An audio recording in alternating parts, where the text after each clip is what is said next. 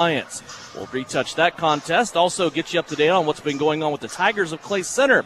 When we come back, it's countdown to tip-off for a doubleheader of Southeast of Saline basketball, and it's brought to you by L&L Advisors. We get ready for hoops on a Tuesday night here in Clay Center on KINA. Are you looking for a local brokerage firm to help with your Medicare, life insurance, and annuities? L&L Advisors is the #1 local Medicare supplement and insurance specialist. Medicare can be confusing. Let the experts at L&L Advisors help make sense of it. Stop by one of 3 locations in Salina or McPherson and speak to an agent about the needs of your family. L&L Advisors, main office at 717 Roach, right off Crawford, and their second location in the Central Mall in Salina, and a new location in McPherson, based on honesty and trust. Contact L&L Advisors today. Opening our doors in 1999, Salina Surgical Hospital specializes in excellence in surgical services and digestive health care.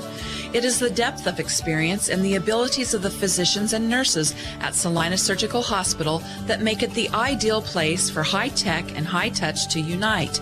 Patients tell us, I knew I was in good hands with the friendly and knowledgeable staff at Salina Surgical Hospital. Salina Surgical Hospital is partially owned by a group of local community-involved physicians. Hi everyone, it's Winnell Garrettson from SalinaHomes.com. It's a new Trojan basketball season and our coaches have devised a solid game plan. Just like basketball, to reach your goals in the real estate game, we need to have a dynamic game plan. I enjoy working with many of our Trojan supporters in all aspects of real estate. Upsizing, downsizing, investments, town or country. One call to me and we will get your personalized game plan ready to win. Go Trojans! Buy or sell, call Winnell at SalinaHomes.com. Salina Septic Services provides septic services including septic tank installation, inspection, and repair. In addition to professional septic tank services, we also provide portable restroom rentals. We have many options available, including his and hers portable restrooms and hand washing sinks. Setup, service, and removal are all part of our rentals. Whether you project a long-term construction job or a family gathering, we guarantee a clean porta potty. Find us today at SalinaSepticService.com, proudly supporting the Southeast of Saline Trojans. This is Trojan Basketball on KINA. Back here in Clay Center, getting ready for the ladies' contest first. Southeast of Saline visiting the Clay Center Tigers. Southeast of Saline comes in at 6-1 on the season. They took their first loss of the season on Friday night at home against the Minneapolis Lions. It was a game in which Minneapolis broke a losing streak to Southeast of Saline of what it totaled 9 consecutive games. Also, the Lady Lions from Minneapolis were able to break the reign of terror that Southeast of Saline has inflicted on the North Central Activities Association. On the girls' side, Shauna Smith's squad had a winning streak of 28 straight games. That all came to an end on Friday night. Southeast of Saline trailed by 2 at the end of the first quarter. They swung that around and led by 2 at halftime, but then trailed by 6, just scoring 4 total points in the third quarter. They trailed 36-30 going into the fourth, and that was the margin of loss that they experienced. And I don't think you can break this game down however you want, Coach, but I think when you talk to Coach Smith, you watch the film, you watch the game out live, it came down to one thing, and that is just total rebounding dominance by Minneapolis. 17-3 on the offensive boards, total rebounds 42-18. That is a thing in a question of, it isn't talent, is it? How do you overcome something like that? Well, it's a focus thing. Rebounding is an art. It's not necessarily a skill. It's just something that, some players have a knack for rebounding. But, what coaches always told me and what I told my players, anticipate the shot's going to be missed. Go after the offensive rebounds. You get out-rebounded 17-3 on the offensive boards, you better have something else going for you because it's difficult to overcome that.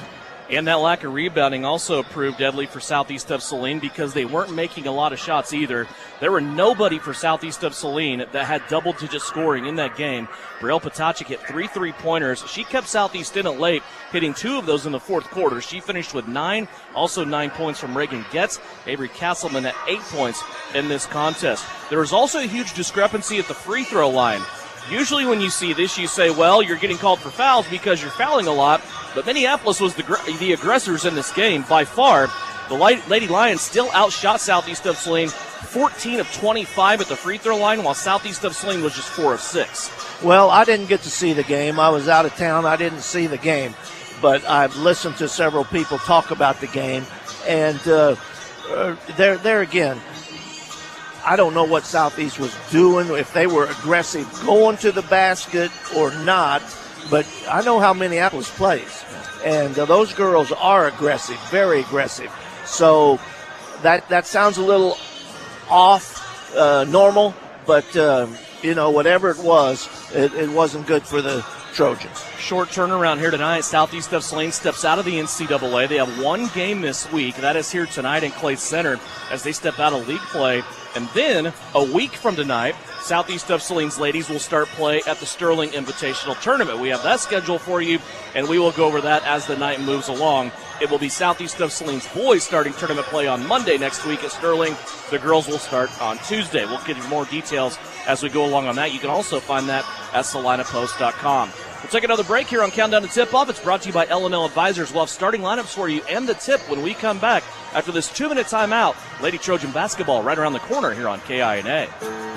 Frisbee Construction is a service organization for the commercial grain industry dedicated to giving you the best in planning, the best in quality, and the best of workmanship, and overall the best value for your dollar since 1949. Frisbee Construction specializes in new construction as well as remodel and repair of grain handling facilities throughout the Midwest. Frisbee Construction Company in Gypsum has emergency crews available as needed. For more information, go to frisbeeinc.com.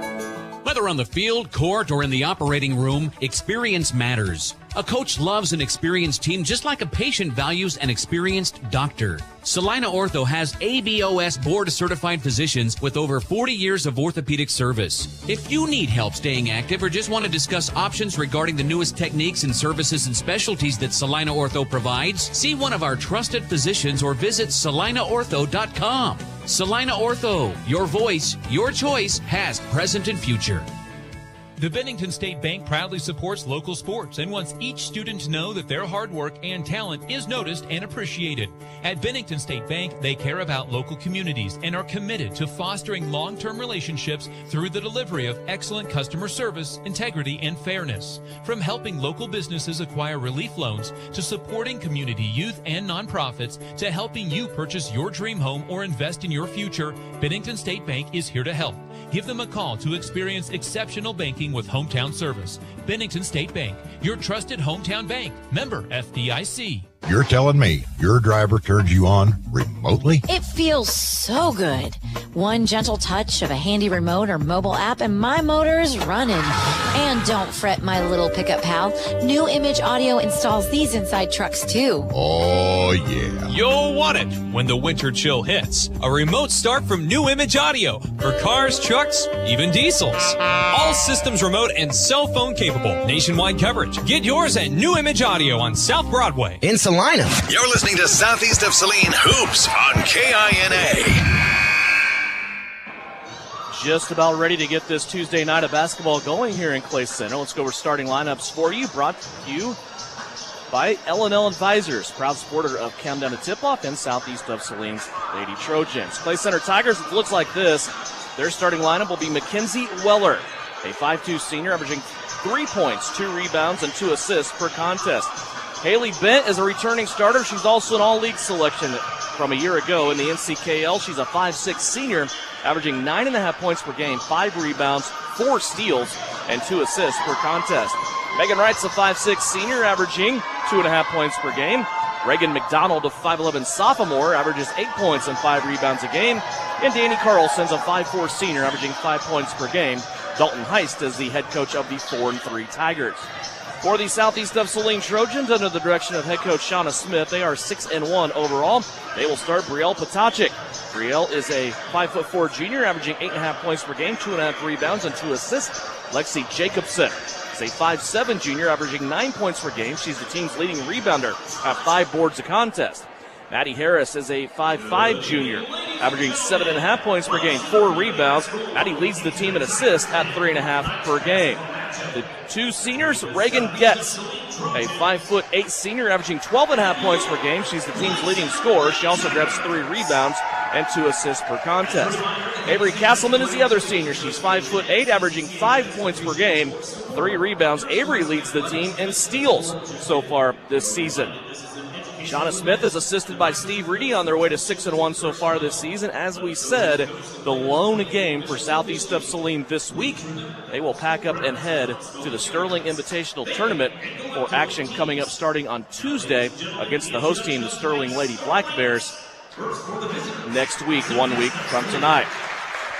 Southeast of Saline, when we flash back 1 year ago, Coach, they had an 8-point lead midway through the fourth quarter on their home floor. They ended up losing that game by 6 in a total collapse in the fourth quarter. They had trouble scoring in that game.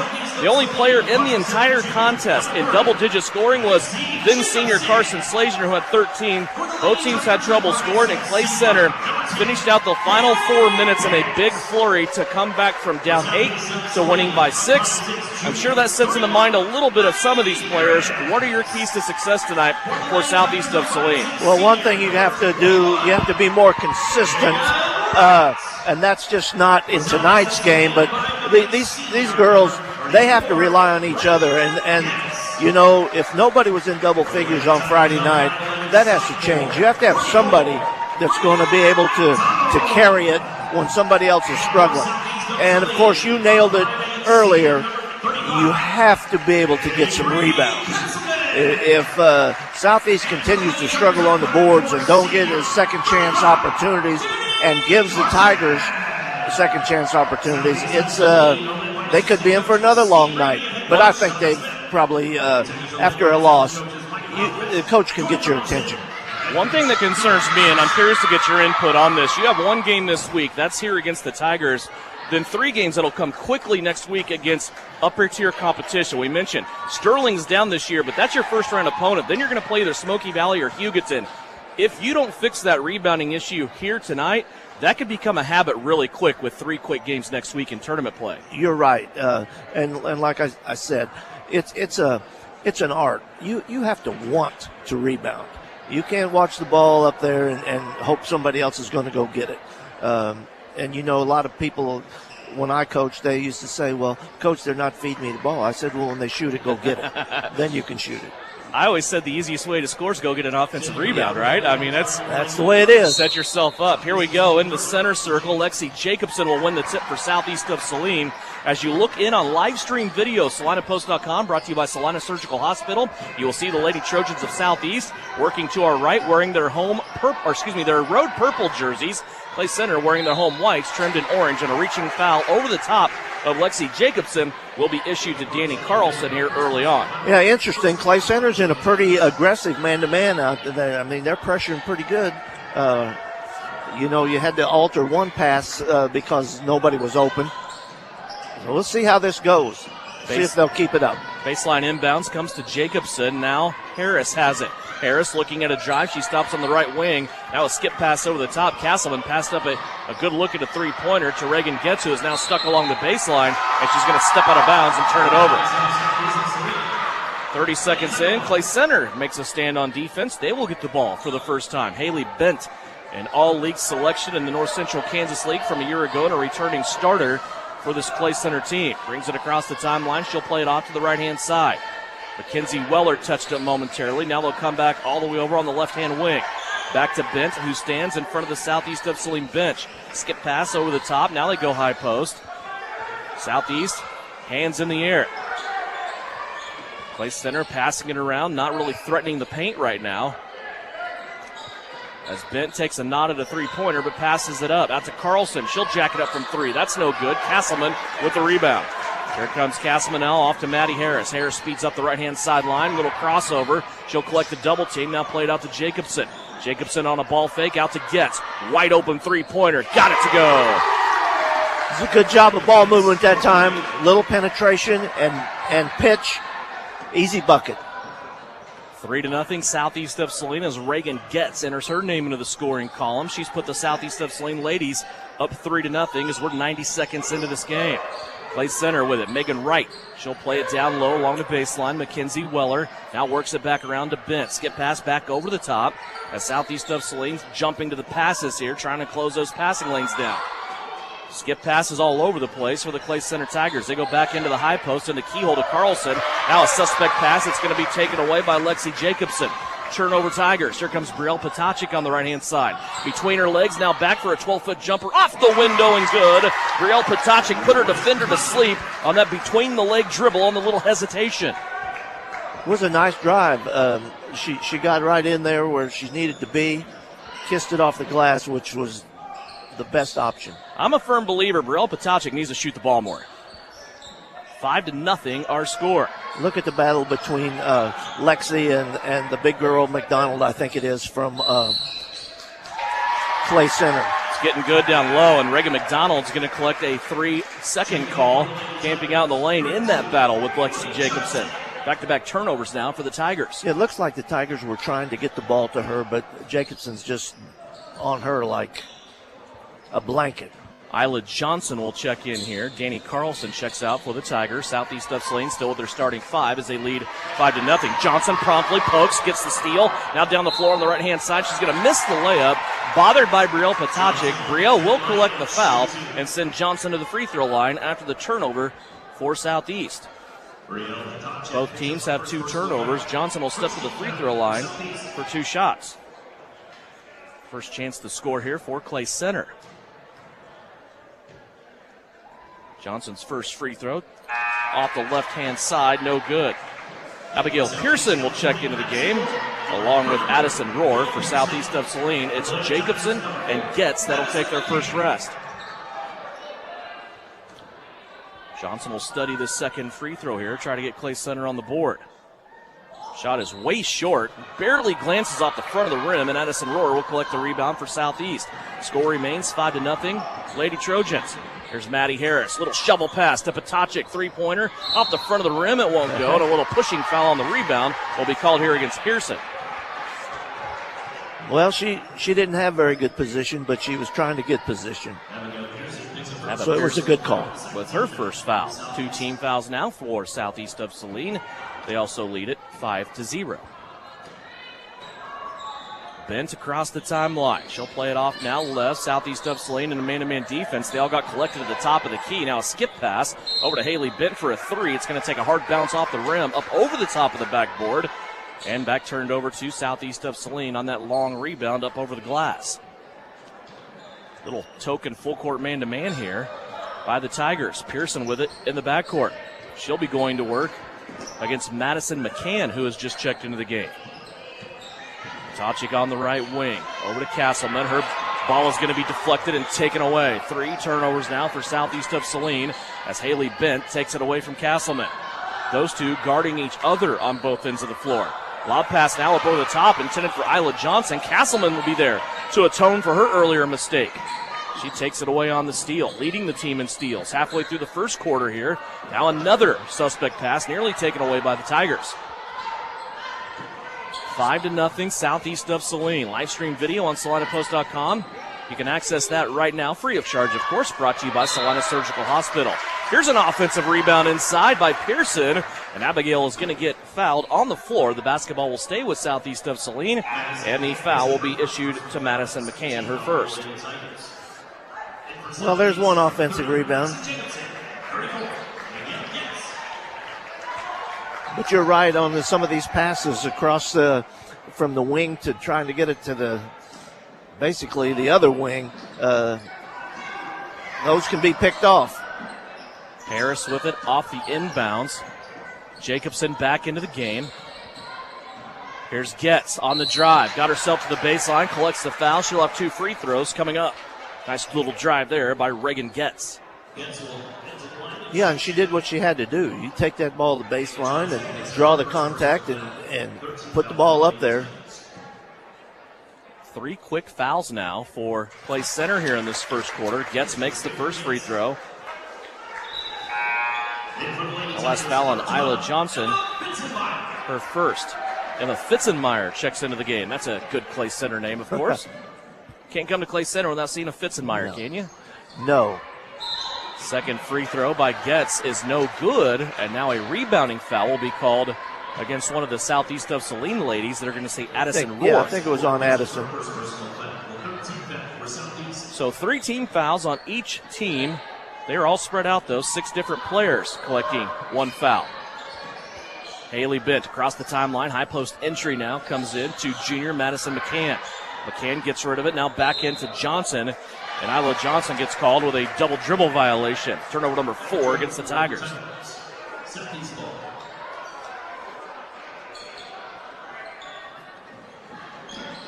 Clay Center coming off of a close game where they lost to Chapman on Friday night by a single possession.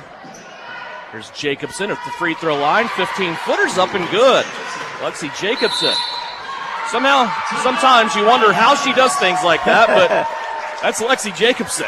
Now 30-second timeout going to be called here by the Clay Center Tigers. We'll take it. 3:20 left to play opening quarter. It's an 8-0 lead and a sprint out for Southeast of Saline here on the road here on KINA. Get your parts list ready. Candy Quip's Parts Advantage sales event is going on now. Order early for best availability. Save on over-the-counter genuine C&H parts and get instant rebates on purchases of OEM engine oil for optimal performance. Lessen supply chain concerns by stocking up during Parts Advantage at Candy Quip in Salina. Terms and conditions apply. See store for details. Candy Quip,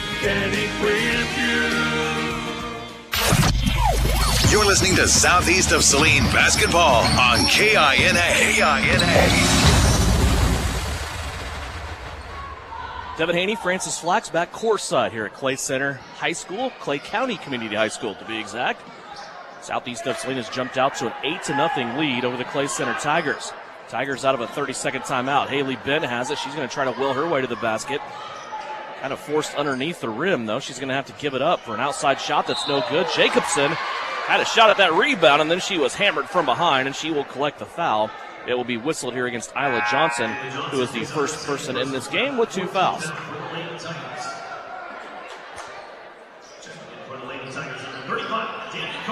Again, token, full court pressure here, man-to-man style by Clay Center. Potacek and Pearson working on that. Pearson tried to go with a no-look pass to Addison Rohr, who stood at the free throw line. That got deflected and taken away. Haley Bent all the way down the court, gets the 2-pointer off the right-hand layup, going coast to coast. Clay Center on the board for the first time. 8-2 now, Southeast of Saline. Here's Jacobson all the way into the paint. Hanging, shooting. She can't get that to go. Bent with the rebound. Here comes Haley Bent across the Tiger paw, center floor. Gets back into the lane. Plays it out to the right-hand side, and that pass is going to be bobbled and turned over. She was looking for Megan Wright on the right wing. Mackenzie Weller checks back into the game.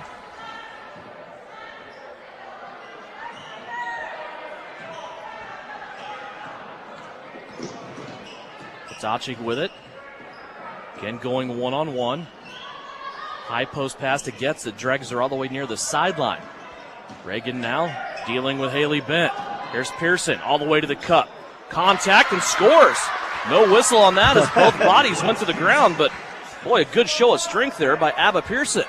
And a good no call by the referees. I like to see that. Wish we could see that more often.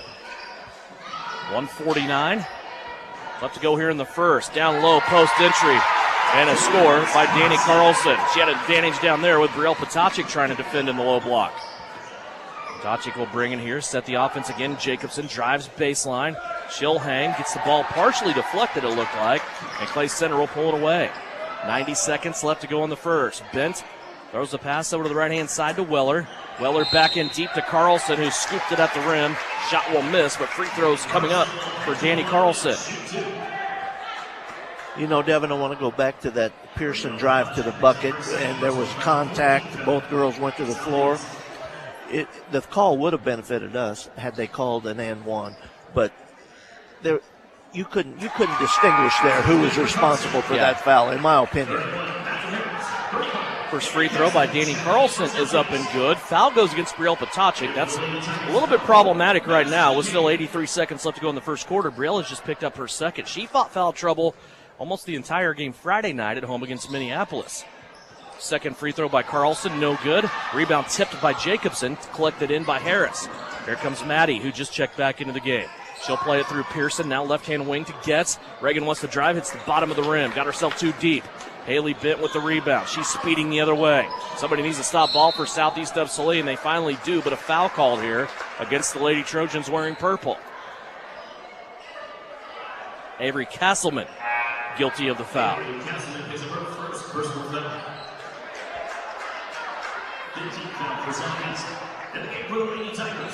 5 team fouls now on Southeast of Saline.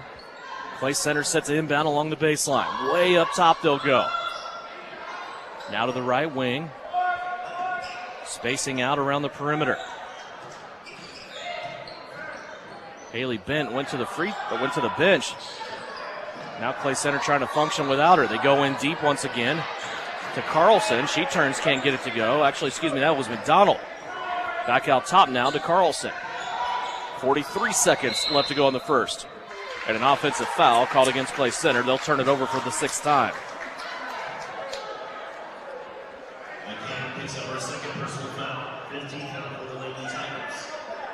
That's Megan McCann off the bench. She has just collected her 2nd foul. 40 seconds left to go, opening quarter. 10-5 Southeast of Saline. 35 seconds left to go. Harris with it. Had to pull out some fancy dribbling to keep control of that one near the timeline. Still with the dribble. Now she's picking it up. Looks back, top of the circle, between the rings to Pearson. Clock down to 23. Over to Castleman, who's asking for help. She'll find Harris. Clock down to 20. Harris back to Getz. Over to Castleman on the left-hand side. Now to Harris.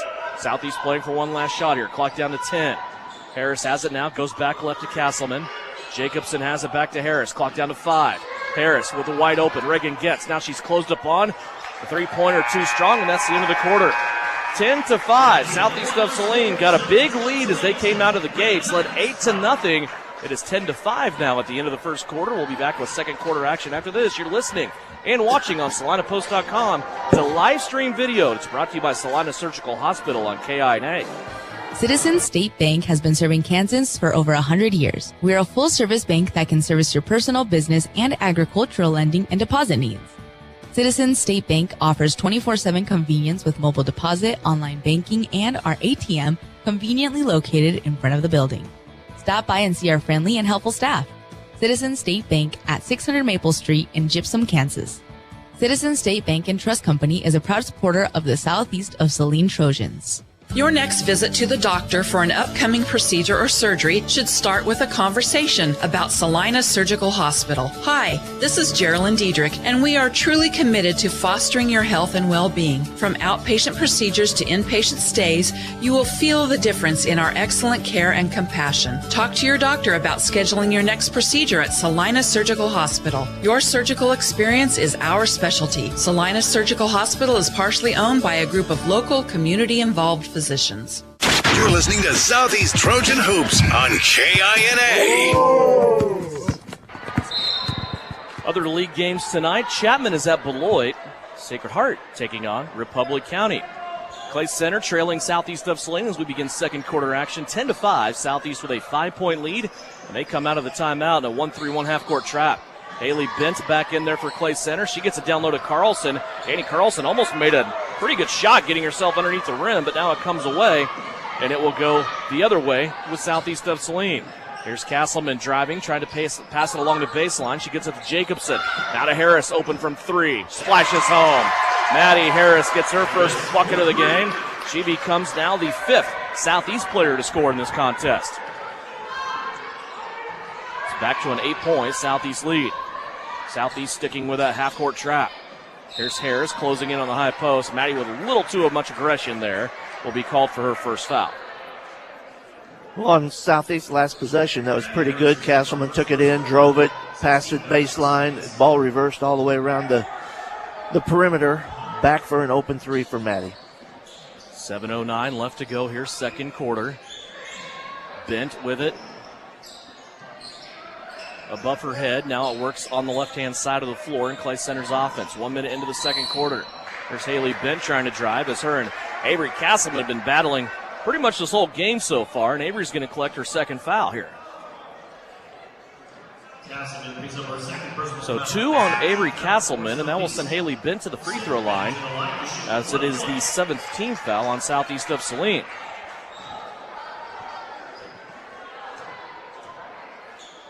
She's the leading scorer on this Clay Center team, 9.5 points per game. Misses the first free throw.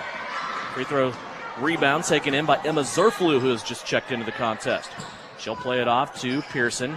Abba Pearson now backs her defender down to the block. Will play it out to Harris. They'll swing it around. Gets for a long shot from 3, and she got it to go. Second trifecta of the game for Reagan Getz. Well, that's one of the things I talked about before the game. You have to have somebody that's going to score consistently in this game.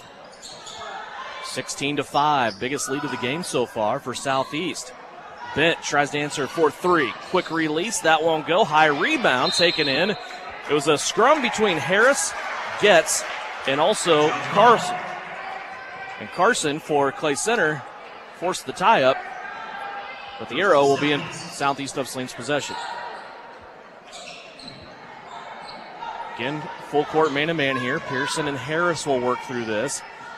Pearson will play it off the left wing to Zerflu. They'll swing it around the perimeter. Ends back with Harris in the corner. Nice little cut by Lexi Jacobson for 2. Maddie Harris found her for the assist.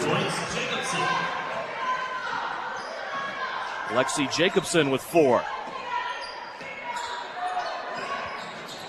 Good start to the second quarter here by Southeast of Saline. We'll skip it through. Danny Carson with it. Now a foul called on Southeast of Saline. 8th team foul. Emma Zerflu picks up her first.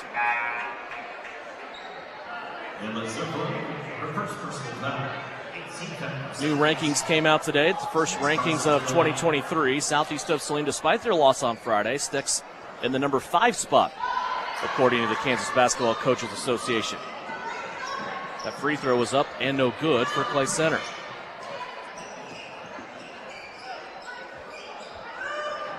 Southeast working back through their offense now. Harris has it left-hand side. Up to Jacobson. Now Pearson. She wants a 3. Hit hard off the backboard. Caught the rim and then came off no good. Rebound Haley Bent. 5:23 left to go here, second quarter. And a foul as Haley Bent ran right over Emma Zerflu, and that'll be Emma's second. She comes down the floor with some aggression. Sometimes you wonder about her objective, but that time she was able to get the second foul out of Emma Zerflu and get herself back to the free throw line. Bent so far, 2 points. Just missed the front end of a 1-and-1 on her last trip. Got this one to go. She'll get the bonus.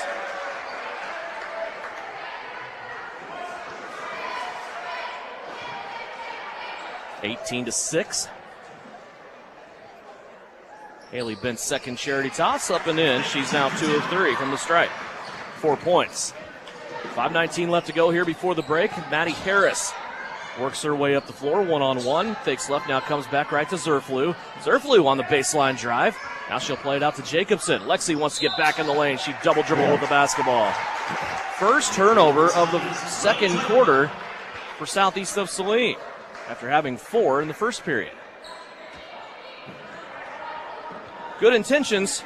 Just got caught with a bobble there, didn't she? Yeah, I think maybe the Clay Center defender maybe bumped her a little bit as she cut through there. Still zone here being applied by Southeast of Saline.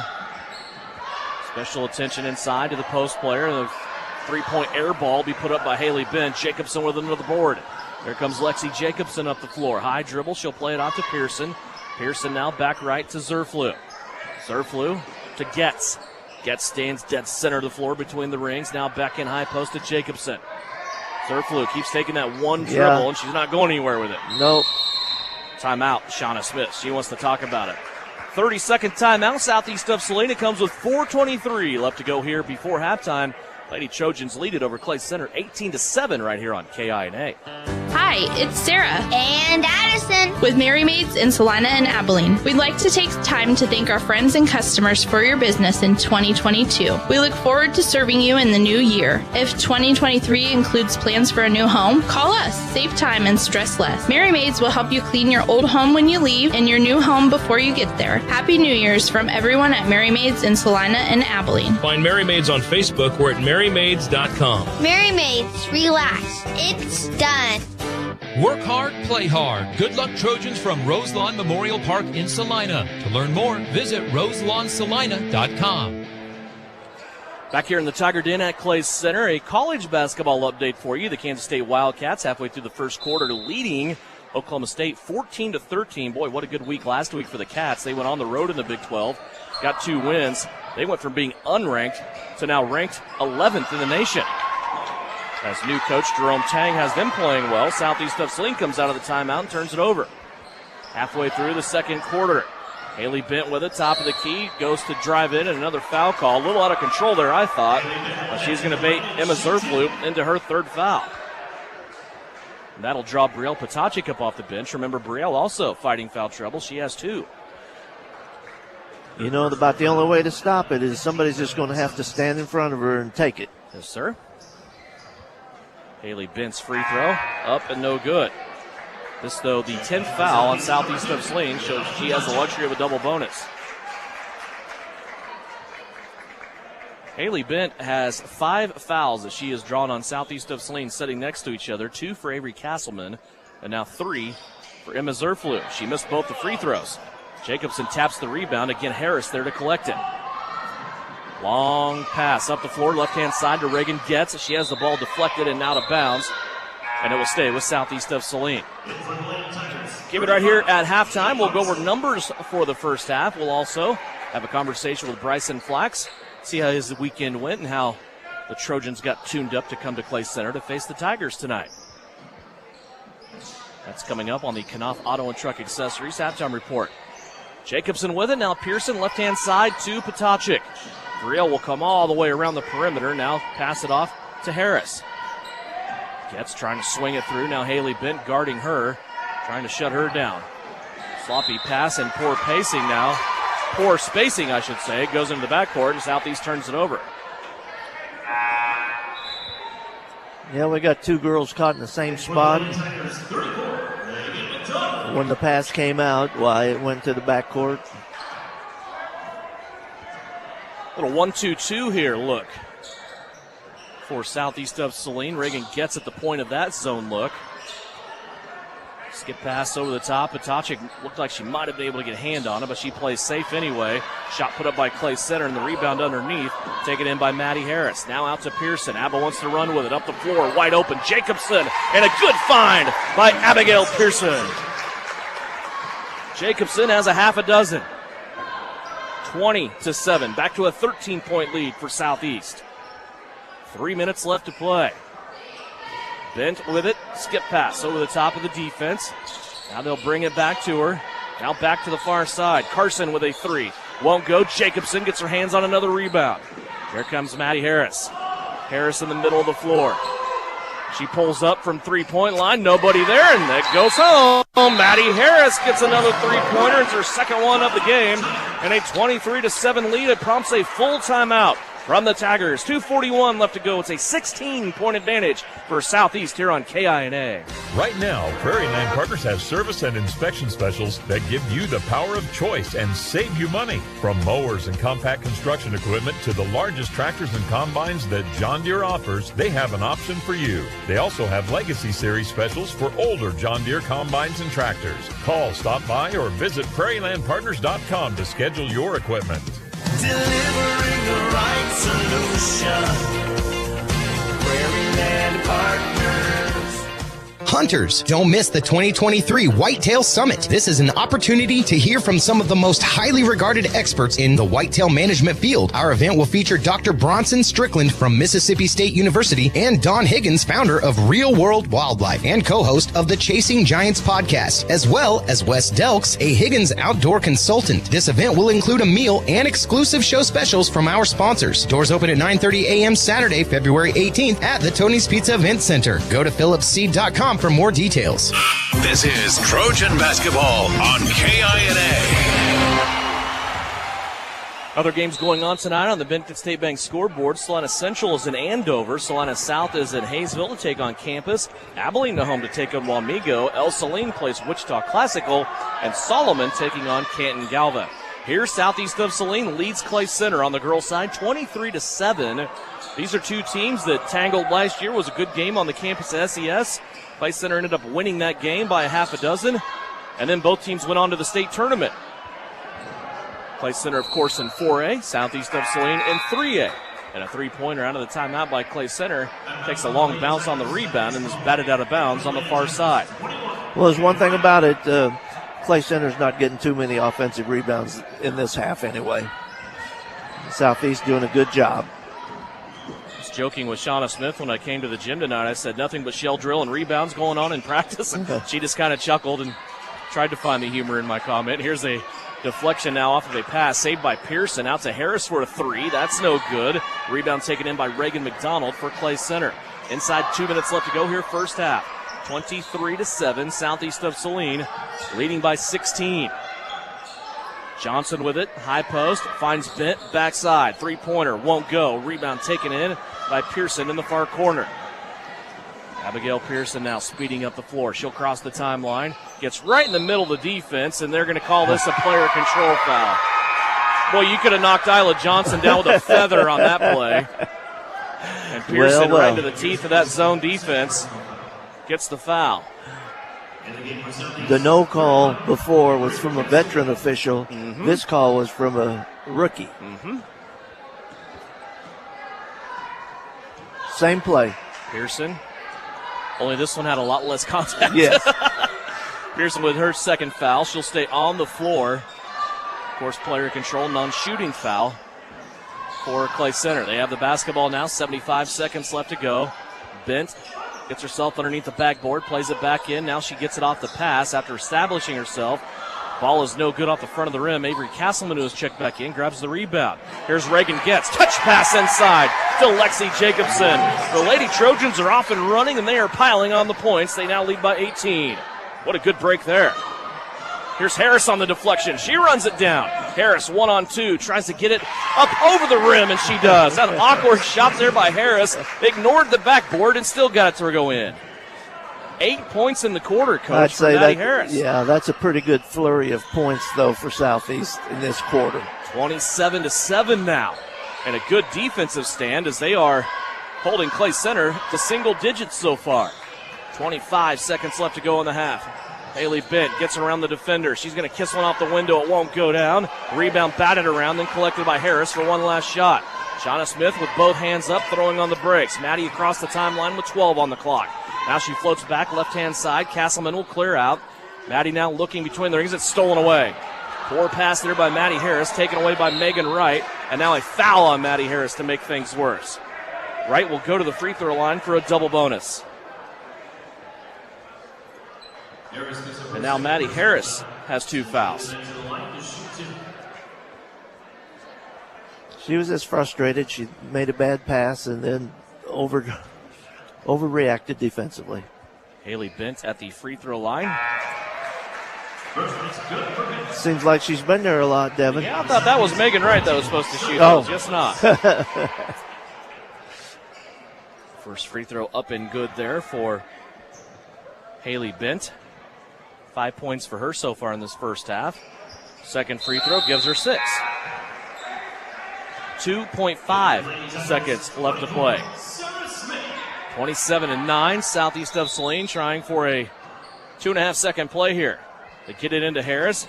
Maddie's going to take a couple dribbles off a screen, half-quarter on the way, and that is no good. And we are at halftime. A productive second quarter of action offensively, though Southeast of Saline fighting off some foul trouble. Lady Trojans lead at 27-9 here at the break. When we come back, we'll have numbers from the first half. We will also have a conversation with Bryson Flax. And it's all coming up on the Knopf Auto and Truck Accessories halftime report. 27-9, Lady Trojans lead it over Clay Center here on KINA. Knopf Auto and Truck Accessories. Everything to bling out your ride in one place, including top quality lift kits, wheels and tires, bumpers, Jeep accessories, fender flares, bed covers, bed liners, step bars, even custom painting. Knopf Auto is the and soil dealer and has many synthetics and filters in stock. Visit Knopf Auto on Facebook for specials, great ideas, and let them make your truck stick out in a crowd. Knopf Auto and Truck Accessories, supporting the Southeast of Saline Trojans. Hi, everyone. It's Flanell Garrettson from SalinaHomes.com. It's a new Trojan basketball season, and our coaches have devised a solid game plan. Just like basketball, to reach your goals in the real estate game, we need to have a dynamic game plan. I enjoy working with many of our Trojan supporters in all aspects of real estate. Upsizing, downsizing, investments, town or country. One call to me and we will get your personalized game plan ready to win. Go Trojans! Buy or sell, call Winnell at SalinaHomes.com. This is the Trojan Halftime Report. Coming up, a first half recap. Shot at the horn. Stats, interviews, and a look at other area games. Now, let's get back to the gym for Trojan Halftime on KINA.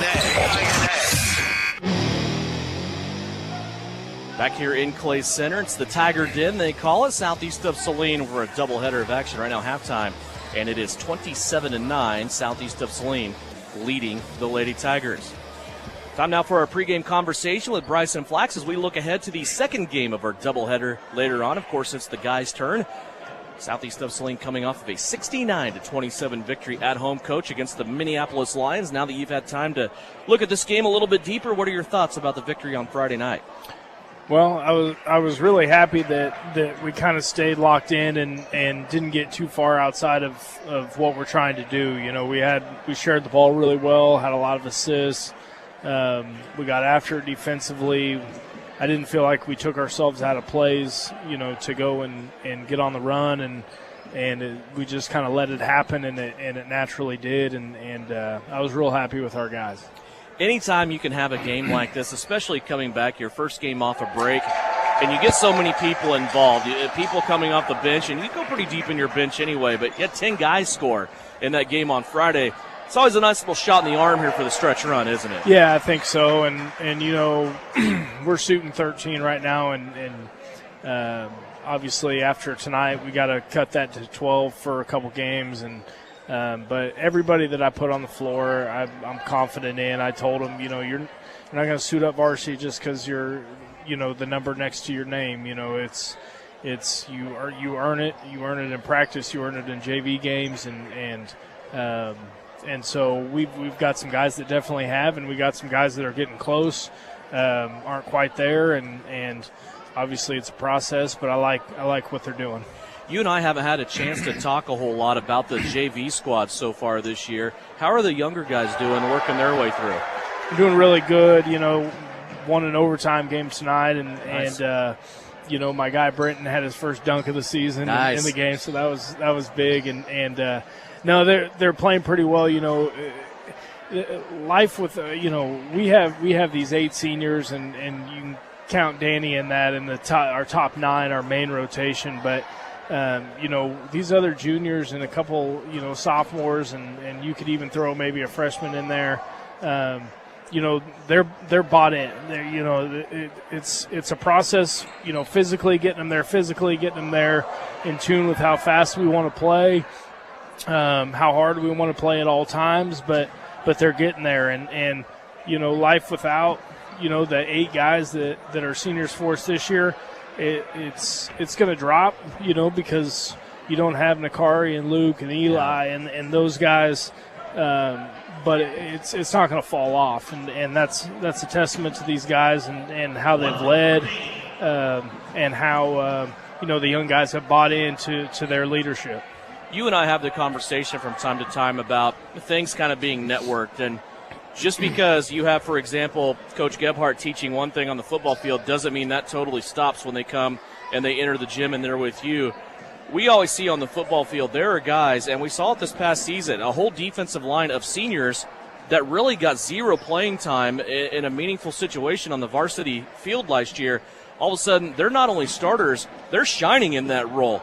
And that's something that really kind of starts now, don't it? You're not going to have all these guys graduate and then sit there and go, oh, what do we do now? Right. I mean, that process has already begun. Yeah, that's really started 3 years ago, you know, and really it's testament to what we do in the summer and how committed, you know, Trenton, Douglas, and Joe Ross have been to me and in player development and you know, because it starts with Joe. Joe gets the guys that are fresh into the program, you know, and he kind of, you know, eases them in, I'd say, and and then when they get to Trenton, it's go time, you know, and then obviously when they get to me, it's a combo of everything, but no, I'm really happy with our not only our numbers on our roster, but the quality of kids we have and the quality of players that we have, and we just want to keep it rolling. Coming tonight, you take on a Clay Center team. You step up a little bit in classification. They're a 4A during basketball. This is a team that Southeast has seen over the last few years on the football field. There's some familiarity there. What do you expect out of the Tigers? What do you see with them when you look at them on film? Well, not sure who you're going to get.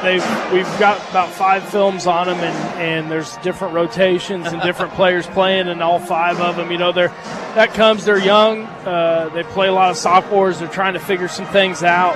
They're really trying to figure out how to close out games. They've been in games in the majority of them, and last 4 or 5 minutes there's a big swing, and then they're trying to claw back into it. I think they're talented. They're pretty talented. I think they're 2-5 team. But their roster is pretty good. They can hit shots. They spread you out. They get downhill. We've seen them zone. We've seen them man. We've seen them do a lot of different stuff. So, we're going to have to be on our toes, and obviously we want to dictate the pace and make sure it's a little, more up tempo. And they will run with us. So. That's encouraging. You have one game this week, and then you turn around, you start tournament play on Monday next week in Sterling. What do you want to see from your guys tonight? Just stay true. Stay true to who we are. I wanted to make sure that we kind of kicked some rust off on Friday, and I feel like we did. I felt like we were, pretty good, and we just have to continue to build now. It's no steps backwards, so. That's going to be the goal. Just keep moving forward. Good luck to you. We'll talk to you after the game. Appreciate it, Devin. Bryson Flax, head coach of the Southeast of Saline Trojans, back into the number 1 spot, according to the Kansas Basketball Coaches Association. They will take on the Clay Center Tigers in our second game of the doubleheader. Back with more Southeast of Saline halftime after this on KINA. Saline Surgical Hospital is a high-quality surgical facility with a comfortable and home-like atmosphere. Together with our community's greatest doctors, we are committed to a patient care model where exceptional satisfaction is the norm and every patient feels like they are treated with respect, dignity, and compassion. Saline Surgical Hospital is partially owned by a group of local community-involved physicians. Talk to your doctor about scheduling your next procedure with us. Saline Surgical Hospital. Your voice, your choice. Suburban Appliance Center is your official dealer for Traeger grills. Check out this 6-in-1 versatile unit that grills, bakes, smokes, roasts, braised, and barbecues. Suburban is your exclusive dealer for the Traeger Timberline series, and they have your Traeger spices too. Suburban Appliance Center, they are locally owned and they offer appliance brands like Amana, KitchenAid, Whirlpool, and of course Maytag. Suburban also offers exceptional service. Suburban Appliance Center, 1900 South 9th. Insurance is something we all need in our business, home, car, and life. But do you really understand what's covered? And most importantly, what you are paying for? Hi, this is Rob Carlson in the Salina office of Smart Insurance. Change is good, especially if you haven't looked at your insurance policy lately. I can help you understand what you need and where the gaps are in your coverage. We provide free quotes and take pride in looking out for you. Smart Insurance, with locations in Salina, Abilene, and Harrington. Give us a call today. At home or on the road, K4 Garage will keep you moving. With over 12 years of mechanic experience, owner Nick Trout will diagnose and repair your engine to keep you in the game. Full service gas, diesel, or tires. K4 Garage also has a fully stocked convenience store with snacks and drinks. Open Monday through Friday, 7:30 to 6, Saturday from 9 until 3. Trust K4 Garage with keeping you on the road. And if it has oil, they can change it at K4 Garage in Gypsum. You're listening to Southeast of Saline Hoops on KINA. Back here at Clay Center, halftime. Let's cap it out for you here with some stats brought to you by Citizen State Bank in downtown Gypsum. Scoring stats for Southeast of Saline, pretty spread out as it usually is. Lexi Jacobson and Maddie Harris, they lead all scores with 8 points apiece. 7 points for Reagan Getz, 2 points for Brielle Potachik, 2 points for Abigail Pearson. For the Clay Center Tigers, 6 points for Haley Bent, 3 points for Danny Carson. Free throw shooting 1 of 2 for Southeast of Saline, 5 out of 11 for Clay Center. Tigers so far with 7 turnovers, Southeast of Saline with 9. And probably the biggest thing that jumps off the page that I see in this game so far, Southeast of Saline did not allow a made field goal in the second quarter. Clay Center has only made 2 shots on this Southeast of Saline defense in the whole entire first half of action, and it is 27-9 here at halftime. Coach, what do you think of the first half? Well, the first quarter was, feeling each other out, but I'll tell you the second half, it was all Trojans. They were terrific in the way they were moving the ball, passing the ball, finding the open player, driving when they could drive, all the above. The only downfall I saw was they're a little over-aggressive reaching instead of getting in front of their people, and that's why Clay Center was able to shoot more free throws. 27-9 our score here at the break. As I said, Lexi Jacobson, Maddie Harris have combined for 16 points, 8 points apiece, and 14 of those 16 from that duo of Jacobson and Harris were all scored in the second quarter. Lexi had 2 in the first quarter. Other than that, they all came in that second quarter of action. Clay Center will start out here with the basketball. We have live stream video on SalinaPost.com. That's brought to you by Salina Surgical Hospital. 27-9, Clay Center trailing with the basketball. As Southeast of Saline comes out of the locker room with the same 5 that started the game, wearing purple. Haley Bent for Clay Center will speed off to the right-hand side. They'll try to pass it in. Reagan gets there to poke it and take it away. Southeast of Saline has it. 8 turnovers for Clay Center. Avery Castleman unleashes a 3. The rebound looked like it was in brief custody of Reagan Getz, and then she had it poked away from behind. Southeast will keep it underneath their own basket. Like we have a Tiger that got banged up there as Megan Wright will come out of the game. In to replace her, Emma Fitzenmeyer, junior. Southeast with it now, way up top to Jacobson, now to Harris, back in to Getz. Getz can't get the first look to go. She gets the second opportunity off a rebound, and she got that to go. There was none of that on Friday night. Reagan Getz hangs in there, though. She gets a second chance bucket. 9 points for Reagan. Fitzenmeyer with it. She whips it back left to Haley Bent. Bent tried to back down Brielle Potacek. Brielle there standing tall, not giving up her spot down low. 29-9. Here's Fitzenmeyer. Got herself in trouble on the baseline, tried to throw it back up top, and now they're going to call a palming violation after Avery Castleman took the ball away and came speeding across half court. So the two teams exchange turnovers there. Clay Center with it back. They dump it off in the high post to McDonald. Reagan McDonald now wants to drive. Nice little swinging hook shot for Reagan McDonald. And that is her first basket of the night. 29-11. Jacobson with it up top. Now they'll swing it around. Harris ends up with it on the right wing. Maddie wants to drive, collects 3 of the 5 defenders for Clay Center. Now Jacobson, high post off the pass from Getz, is knocked down, and a foul will be called against the Tigers. You know, that's one of the first times that Clay Center has really made up their mind to go to the bucket.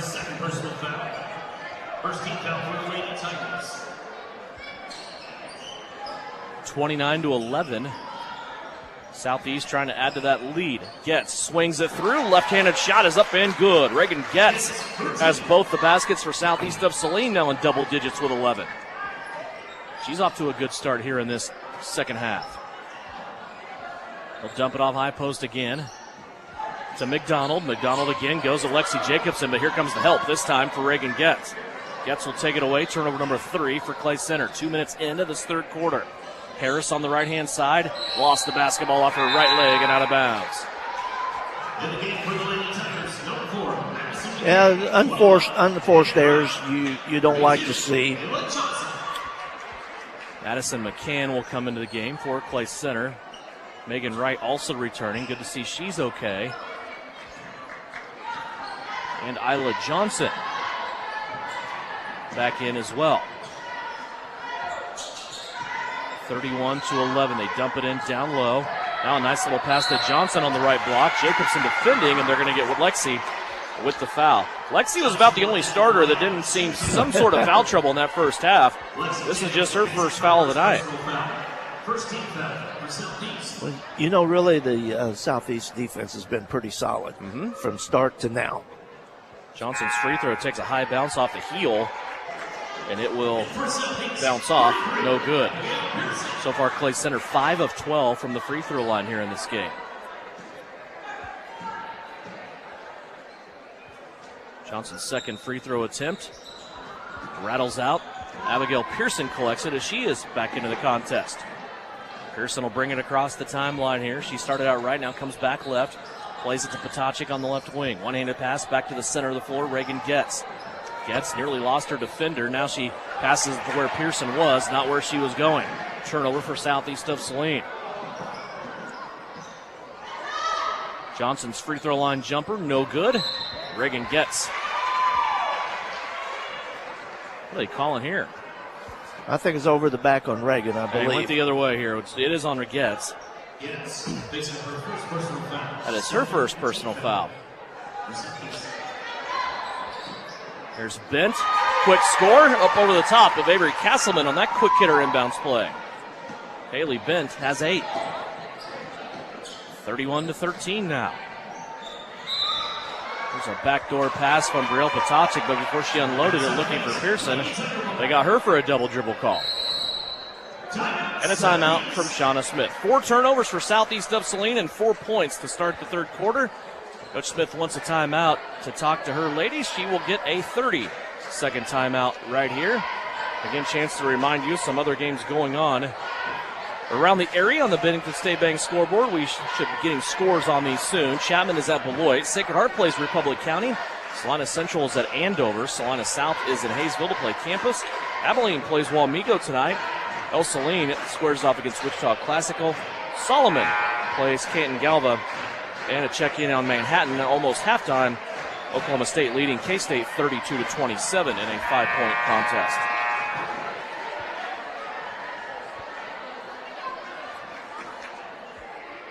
.458 to go here, 31-13, Southeast of Saline. Playing pretty well so far. Timeout there by Shauna Smith. Clay Center will try the three-pointer out of their huddle. That's no good. Pearson with the rebound. Here comes Pearson back the other way to Castleman. Beautiful bounce pass to Lexi Jacobson, and Lexi will score. That's our Everhart Precision Ag pass of the game. Well, I tell you what, that Castleman. was just a nice play. You get the ball in transition like that. Pearson gave it up just on time. Castleman got it, made a nice pass to a driving Jacobson, and easy. Here's another takeaway now by the Southeast Trojan defense. Castleman with a guarded 3. Rattles out. It was a third of the way down. Jacobson down low got the rebound. Her putback won't go. And now Avery Castleman with the board as she came in following her shot. Now she is knocked to the floor. And the second team foul against Clay Center. Well, we talked about it. Go get it. Go get it.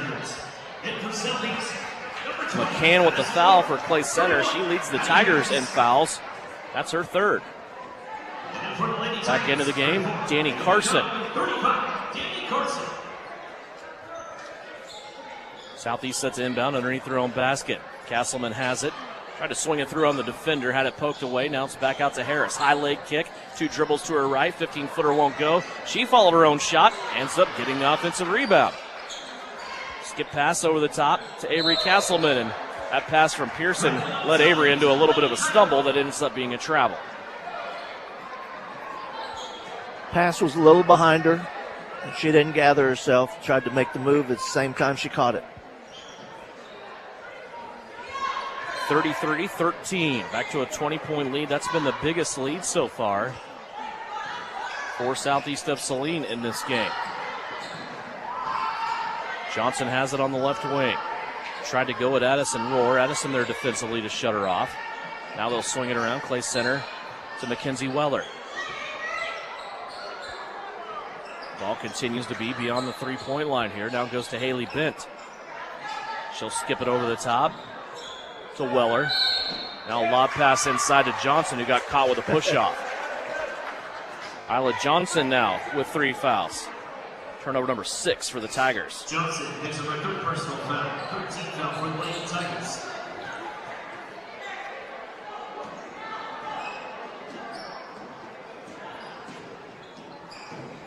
Castleman with it on the left wing. 3:10 left to go here in the third.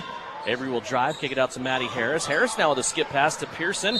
Abba wants to drive, and a blocking foul will be called here against Isla Johnson, and that is number 4 for her.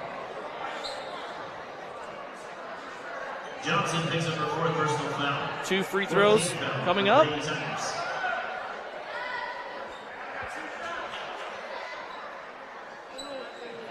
Trying to get everybody organized here. Get Abigail Pearson at the free throw line. Has 2 so far, has not shot a free throw here tonight. First free throw is up, too strong, no good. In for the Lady Tigers, number 4, Madison McCain, 21, making right.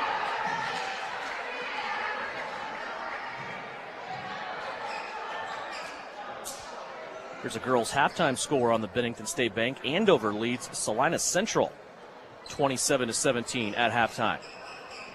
Pearson's second free throw. Tried to go in the hole twice, and it still bounced out. And now a foul will be called against Southeast of Saline on the rebound.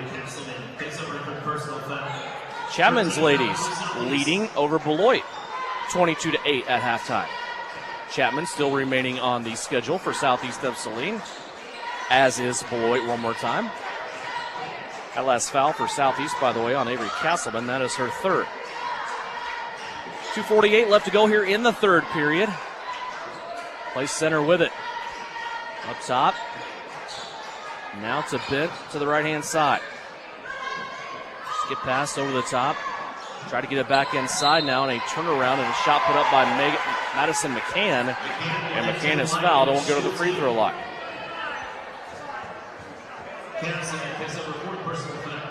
Castleman with another foul. That is 4 now for Avery. She'll have to go to the bench. First free throw is up and good. It's Madison McCann's first point of the night. She becomes the 4th Clay Center player to score. Second free throw on the way, also good. 6 points in the quarter so far, as we are still deadlocked here. 6-6 in the third period, 33-15. Hillsboro girls leading Smoky Valley at the half, 18-11. There's Jacobson. Had a pass to Pearson. Pearson tried to play it out. It looked like Addison Rohr, and that one almost went to the backcourt. It was saved, though, by Southeast. They play on here on offense. Jacobson dribbles to the free throw line. Now out to Brielle Potacek.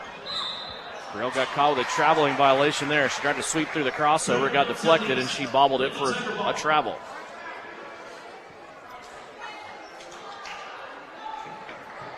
Well, the Lady Trojans are better in rebounding the second half, but they're a little careless with the basketball as far as the turnovers go. 15 turnovers so far for Southeast. That's been uncharacteristic of them this year. On average, they only get about 11 a game. The pass intended inside. The Clay Center has that one popped straight up in the air. Southeast takes it away. Potacek with it. Hesitation dribble in the backcourt. Now to Pearson, who unleashes the three. That's no good. Long rebound on the backside, taken in by Mackenzie Weller. Weller now will play it to Haley Bitt, middle of the floor. 90 seconds left to go here in the third period. 18-point Southeast lead. Wide open inside. Springing free is Madison McCann. She has 4 points all in the third quarter. Southeast back down the floor here. Pearson with it on the right wing. Crosses over on the defender. Now gets in traffic. Puts the shot up. That won't go. Jacobson coming in for the rebound. Commits the foul. Lexi Jacobson has 2 fouls. Lexi Jacobson is her second personal foul. 17 fouls so far against Southeast of Saline. Yeah, a little whistle happy maybe on some of these fouls. Play center now with it back. 1 minute left to go here in the third. High shot off the window, put up by Weller. That's no good. Here's the rebound on the run out. Jacobson has it down the right-hand side of the floor, and she is fouled hard. It was Bent and McCann running back with her. And Jacobson took a header towards the pad. Those two Tigers, though, able to at least cushion her enough to where it didn't look too bad. And that foul against Madison McCann is her 4th. First free throw up by Jacobson is good. Lexi Jacobson's first free throw of the night. She has 11 points. She's had a good, solid game. Yes, she has. Second free throw had a sidewinder activity on it, and it did not hit the rim. So Clay Center will get it back here. Southeast of Saline doubling up the Tigers right now, 34-17. Tigers will have it. Under a minute left to go. Haley Bent across the timeline. 45 seconds left to play in the third.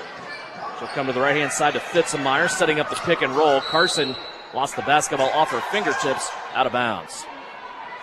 So Southeast will get it back here for one last look if that's the decision they make. Full court pressure by Clay Center. Might change that though. Pearson with it, working with Harris in the backcourt. Abba will bring it across the timeline. Now sweep it back over and go to the right-hand side where she finds Potacek. Clock down to 25. Harris back up top. Boy, you can't ask Maddie to get that crossover any lower to the ground, can you? She goes way down there. That's where it has to be. Yes, sir. 13 seconds left to go. I tell them don't let that thing come above your knees. Jacobson has it with 5. Back to Harris with 4. Maddie to Potacek. Brielle will get a look at a 3 at the buzzer. Yes, sir. Big shot. Brielle gets another 3-pointer. She hit 3 of those on Friday night.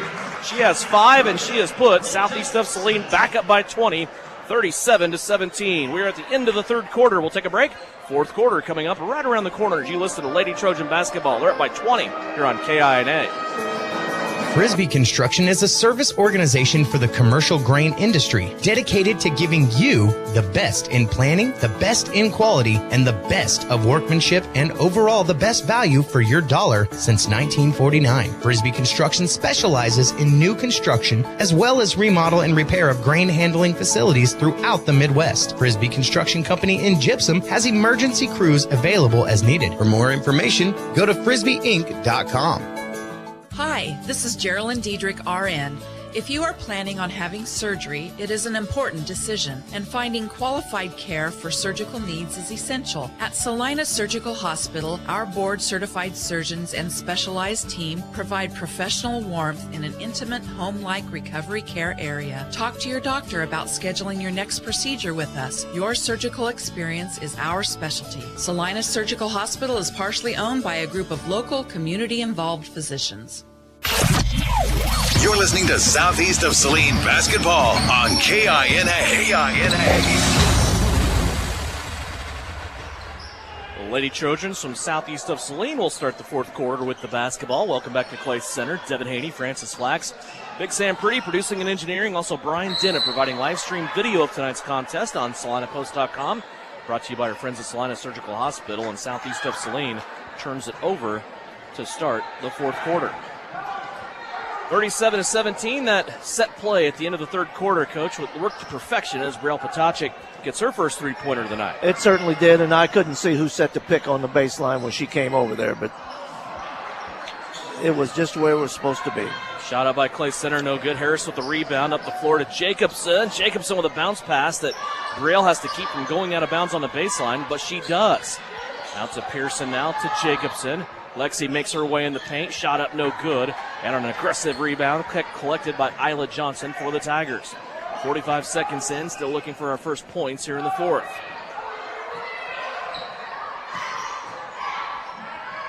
There's a drive by Haley Bench. She plays it out to Weller. Her shot is up and good. Mackenzie Weller gets her first basket of the game. Jacobson now high post. Has a pass deflected as she was holding it above her head, but it goes out to Maddie Harris for set of the offense. And an offensive foul called by the baseline official.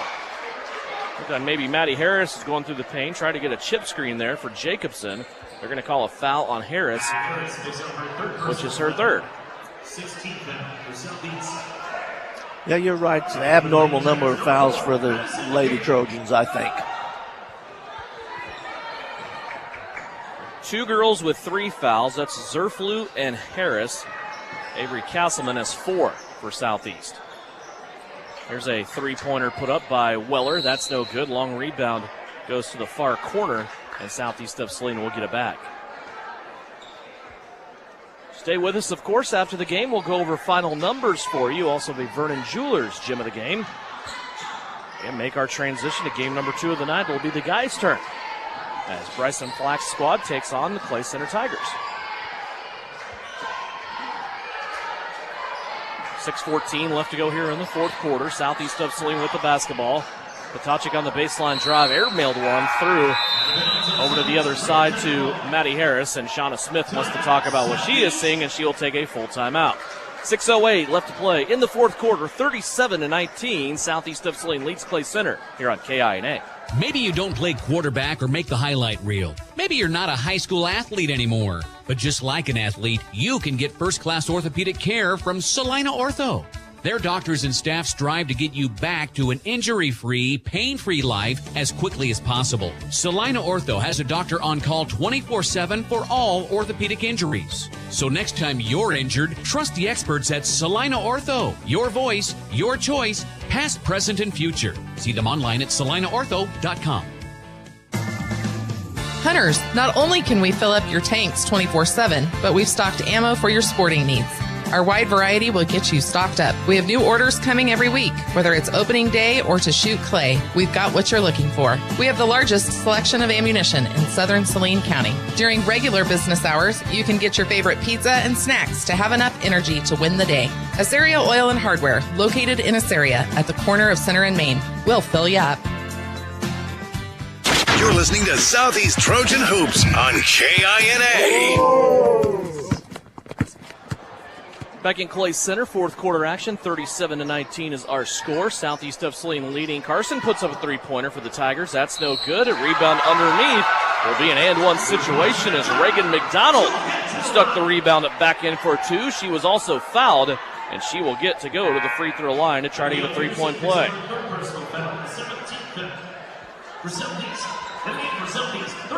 Foul against Abigail Pearson is her third. Free throw coming up for Reagan McDonald, who now has four. Misses off the mark to the right. Reagan gets with the rebound. Here comes Harris now. Cross-court pass to Pearson. Pearson with it. She'll float back to the middle of the floor where she'll find Avery Castleman. Remember, Castleman out there playing with 4 fouls. Pearson out there playing with 3 fouls. Harris out there playing with 3 fouls. Jacobson has it. Now back up top. Guards working around the floor. Lexi gets it along the baseline, hangs and scores. What a beautiful looking drive. And again, Lexi Jacobson can hang and just be airborne longer than everybody else. That was a very, very nice finish to a good drive. A couple of scores on the Bennington State Bank scoreboard we'll update you on the next whistle. Clay Center working it inside out. There's a drive by Weller. She lost the basketball. Now Southeast will pick it up.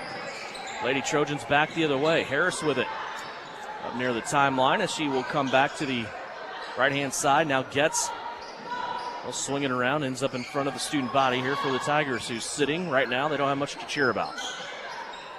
Harris now over to Getz. Reagan's been quiet here in this second half. And here's a foul. That will be the 6th team foul for Clay Center. Reagan had 7 points at halftime, 4 and early in the third quarter. Checking the Bennington State Bank scoreboard, Andover leading Salina Central at the end of 3 in girls play, 43-30. And also at halftime, Oklahoma State leading K-State 32-30 in a close game. Jayhawks of KU also playing tonight. They play Oklahoma. And that's a game that won't start until 8 o'clock. 39-21, 18-point advantage for Southeast of Saline. Their biggest lead has been 20 in this game. They've been there a couple of different times in the third quarter. Clay Center has never led in this game, and a defensive stance there by Isla Johnson gets a 5-second call out of Southeast of Saline. Lady Trojans commit their 9th turnover of the second half.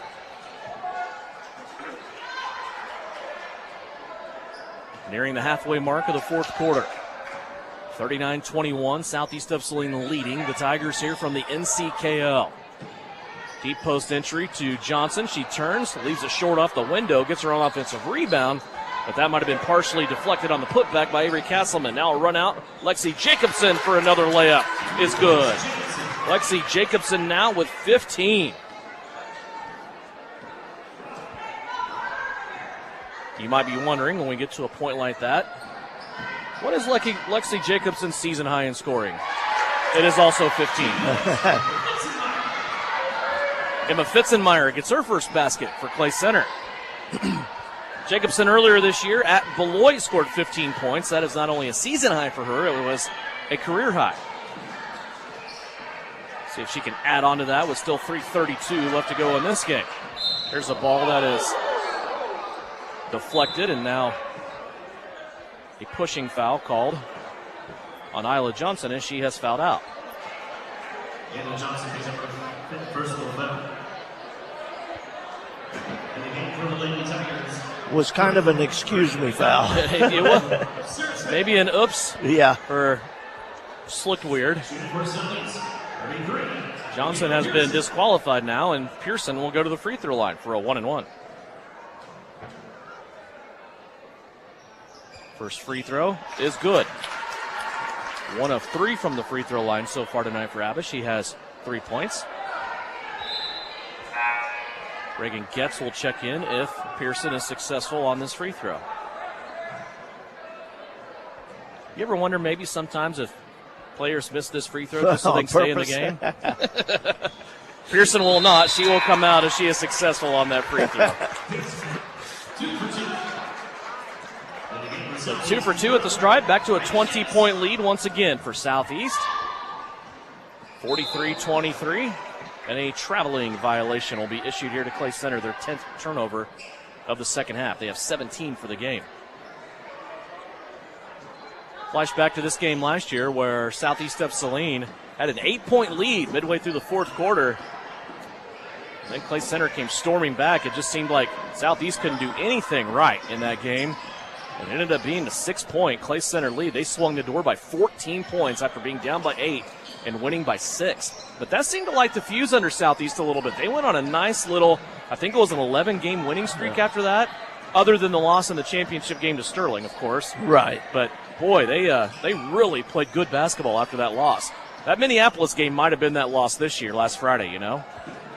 Yeah, I think that might be the one that ignites it. But I tell you, the Sterling tournament's going to test. Yes. It's going to test them. I look at that bracket for Southeast, and it's not friendly at all on the girls' side. You get to go in there, your first game of the tournament, you take on the host team. Sterling's having an off year this year. They've had some injuries as Brielle Potacek knocks down a free throw. But they're still dangerous. We know they're well coached. Coach Joe Rowland always does a really good job with that team. They're playing at home in their tournament, and if they're going to turn their season around, it has to start next week. And that's the first game of the tournament for Southeast of Saline as the Lady Trojans go in the number 1 seed. Sterling comes in the 8 seed.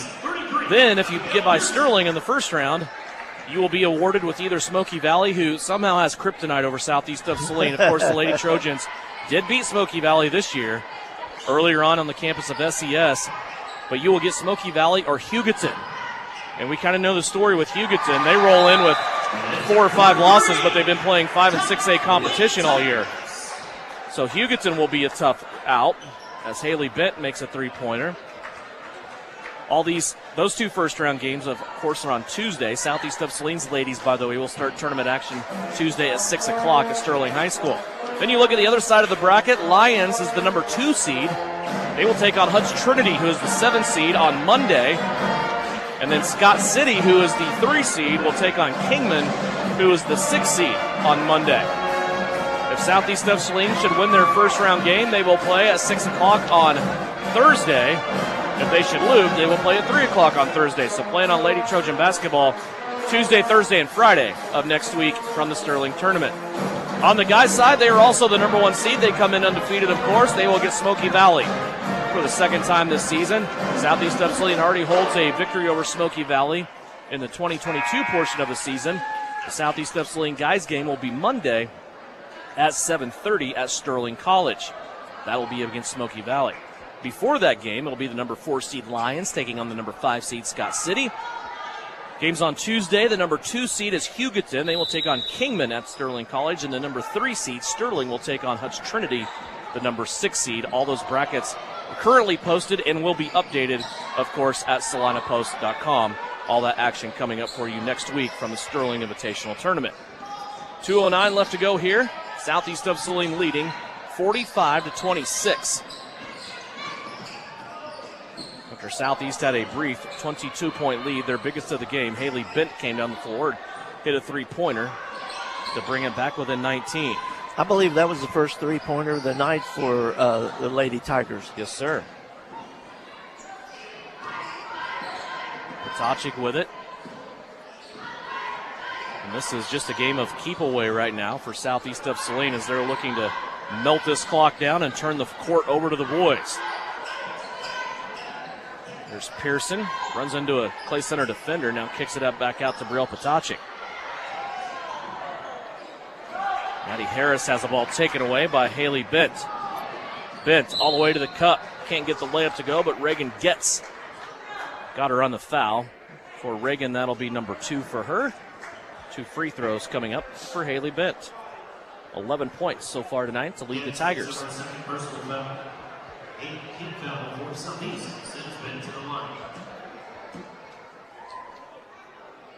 First free throw on the way. Rims off no good.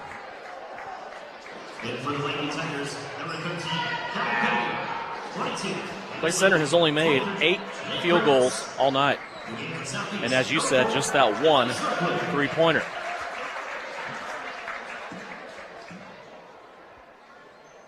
Second free throw, also missing. Pearson with the rebound for Southeast.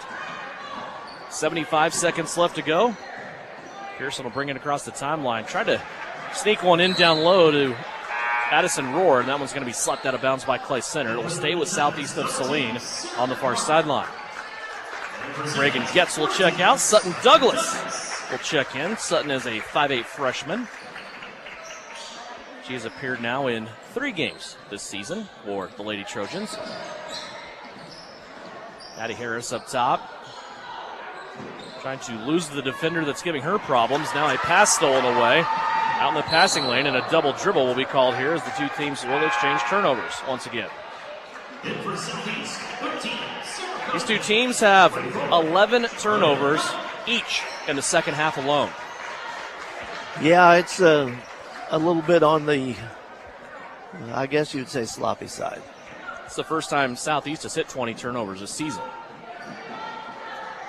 45-26, 49 seconds left to play. Pearson, Zerflu, Sutton Douglas, also Charlotte Knopf on the floor for Southeast of Saline, and Sarah Feldman in the game for Shauna Smith. Pearson with it, 35 seconds left to play.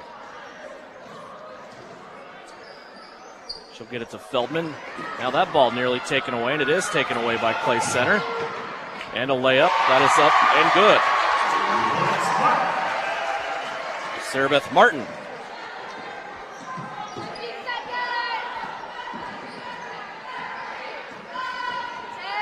(45-28), inside 10 seconds left to go now, and a kick ball that will be whistled against Clay Center. Southeast of Saline will just have to get it in bounds here and run off the last 7 seconds. Addison Rohr pops up off the bench. She'll replace Abigail Pearson.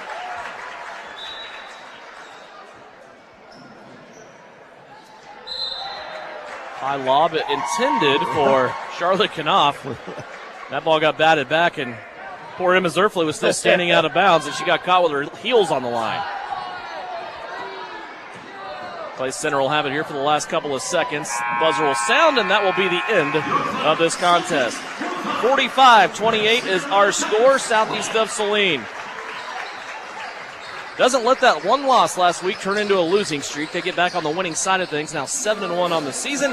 They have dropped the Clay Center girls to 4-4 on the year. 45-28 the score. When we come back in postgame, we will have numbers from this contest. We'll also have a Vernon Jewelers Gym of the game, and it's all coming up on postgame after a Lady Trojan victory. It's brought to you by Commercial Tire Center. Southeast wins it 45-28 here on KINA. Winter travel can be treacherous if your tires are worn out. Stay safe with an inspection at Commercial Tire Company. Cold weather also drops the inflation in your tires. Get them checked today to avoid losing grip or damaging your tires. Commercial Tire will help keep you safe. For repairs that aren't tire-related, our automotive and diesel mechanics will fix it right the first time. Commercial Tire Centers, West Crawford and North 9th, Saline. Commercial Tire Centers, where service is everything.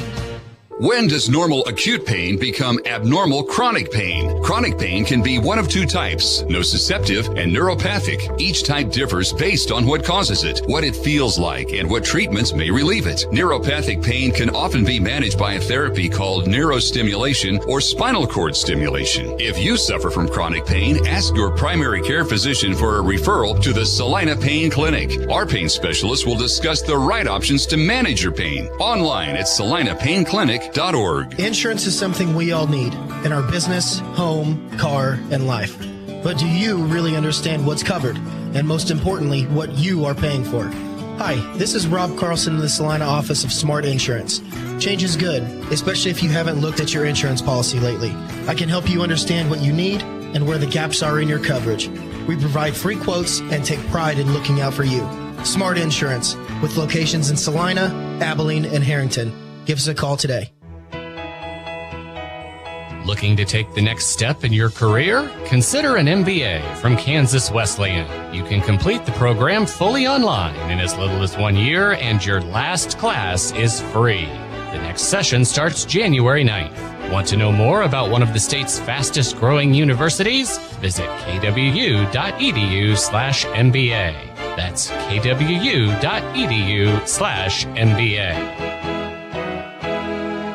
Time now for the Trojan postgame show on KINA.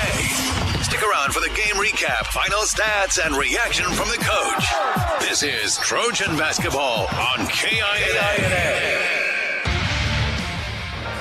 Back here in postgame, it's brought to you by Commercial Tire Centers. 45-28, Lady Trojans win it. Let's go over scoring for you from this contest. Scoring brought to you by Citizen State Bank in downtown Gypsum.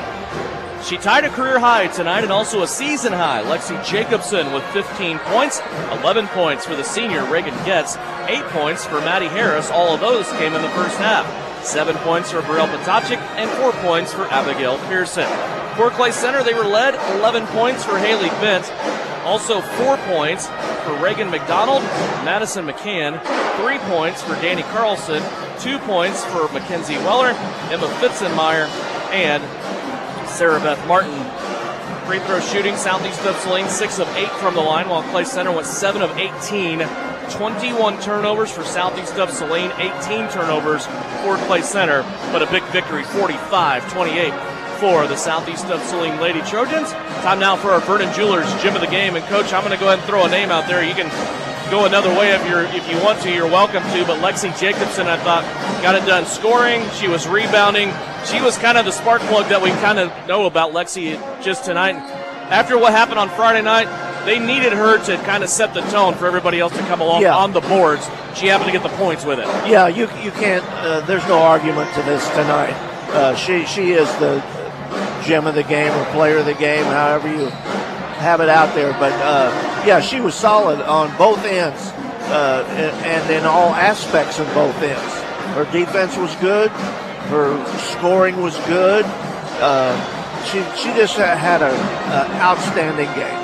Lexi Jacobson tonight, our Vernon Jewelers Gym of the Game. Valentine's Day is right around the corner. Visit Vernon Jewelers in downtown Salina. And make sure you stay out of the doghouse for a Valentine's Day. 45-28 is our score. That's the final. Southeast of Saline gets their 7th victory of the season. Lady Trojans move to 7-1, and now they will look ahead to action that will start for them 1 week from tonight. It will be on Tuesday, and it will be at the Sterling High School. They will take on the Sterling Lady Bears. That game will start at 6 o'clock at the high school 1 week from tonight on Tuesday, and of course we'll have it for you right here on KINA with live stream video on SalinaPost.com. Time now to turn the corner. About 10.5 minutes away from tip-off will be Southeast of Saline's Trojans back in the number 1 spot in Class 3A, taking on the Clay Center Tigers from the NCKL. That's coming up next. Are you looking for a local brokerage firm to help with your Medicare, life insurance, and annuities? L&L Advisors is the #1 local Medicare supplement and insurance specialist. Medicare can be confusing. Let the experts at L&L Advisors help make sense of it. Stop by one of 3 locations in Salina or McPherson and speak to an agent about the needs of your family. L&L Advisors, main office at 717 Roach, right off Crawford, and their 2nd location in the Central Mall in Salina, and a new location in McPherson, based on honesty and trust. Contact L&L Advisors Advisors today. Hi, everyone. It's Winnell Garrettson from SalinaHomes.com. It's a new Trojan basketball season, and our coaches have devised a solid game plan. Just like basketball, to reach your goals in the real estate game, we need to have a dynamic game plan. I enjoy working with many of our Trojan supporters in all aspects of real estate. Upsizing, downsizing, investments, town or country. One call to me, and we will get your personalized game plan ready to win. Go Trojans! Buy or sell, call Winnell at SalinaHomes.com. Time now for our pregame conversation with Bryson Flax as we look ahead to the second game of our doubleheader later on. Of course, it's the guys' turn. Southeast of Saline coming off of a 69-27 victory at home, Coach, against the Minneapolis Lions. Now that you've had time to look at this game a little bit deeper, what are your thoughts about the victory on Friday night? Well, I was really happy that we kind of stayed locked in and didn't get too far outside of what we're trying to do. You know, we shared the ball really well, had a lot of assists. We got after it defensively. I didn't feel like we took ourselves out of plays, you know, to go and get on the run, and we just kind of let it happen, and it naturally did, and I was real happy with our guys. Anytime you can have a game like this, especially coming back your first game off a break, and you get so many people involved, people coming off the bench, and you go pretty deep in your bench anyway, but you had 10 guys score in that game on Friday. It's always a nice little shot in the arm here for the stretch run, isn't it? Yeah, I think so. And you know, we're shooting 13 right now, and obviously after tonight we got to cut that to 12 for a couple games. And but everybody that I put on the floor, I'm confident in. I told them, you know, you're not going to suit up varsity just because you're, you know, the number next to your name. You know, it's you earn it. You earn it in practice. You earn it in JV games, and so we've got some guys that definitely have, and we got some guys that are getting close, aren't quite there, and obviously it's a process, but I like what they're doing. You and I haven't had a chance to talk a whole lot about the JV squad so far this year. How are the younger guys doing, working their way through? They're doing really good. You know, won an overtime game tonight, Nice. and you know, my guy Brenton had his first dunk of the season Nice. in the game, so that was big, and no, they're playing pretty well. You know, life with you know, we have these 8 seniors, and you can count Danny in that in our top 9, our main rotation. But you know, these other juniors and a couple, you know, sophomores, and you could even throw maybe a freshman in there. You know, they're bought in. You know, it's a process. You know, physically getting them there, in tune with how fast we want to play. How hard we want to play at all times, but they're getting there, and you know, life without, you know, the 8 guys that are seniors for us this year, it's going to drop, you know, because you don't have Nakari and Luke and Eli and those guys, but it's not going to fall off, and that's a testament to these guys and how they've led, and how you know, the young guys have bought into their leadership.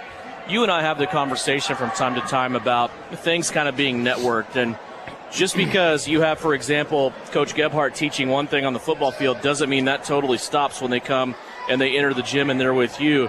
We always see on the football field there are guys, and we saw it this past season, a whole defensive line of seniors that really got 0 playing time in a meaningful situation on the varsity field last year. All of a sudden, they're not only starters, they're shining in that role. And that's something that really kind of starts now, though. Now, you're not going to have all these guys graduate and then sit there and go, oh, what do we do now? Right. I mean, that process has already begun. Yeah, that's really started 3 years ago, you know, and really it's testament to what we do in the summer and how committed, you know, Trenton, Douglas, and Joe Ross have been to me and in player development and you know, because it starts with Joe. Joe gets the guys that are fresh into the program, you know, and he kind of, you know, eases them in, I'd say, and then when they get to Trenton, it's go time, you know, and then obviously when they get to me, it's a combo of everything, but no, I'm really happy with our not only our numbers on our roster, but the quality of kids we have and the quality of players that we have, and we just want to keep it rolling. Coming tonight, you take on a Clay Center team. You step up a little bit in classification. They're a 4A during basketball. This is a team that Southeast has seen over the last few years on the football field. There's some familiarity there. What do you expect out of the Tigers? What do you see with them when you look at them on film? Well, not sure who you're going to get. We've got about 5 films on them, and there's different rotations and different players playing in all 5 of them. They're young. They play a lot of sophomores. They're trying to figure some things out.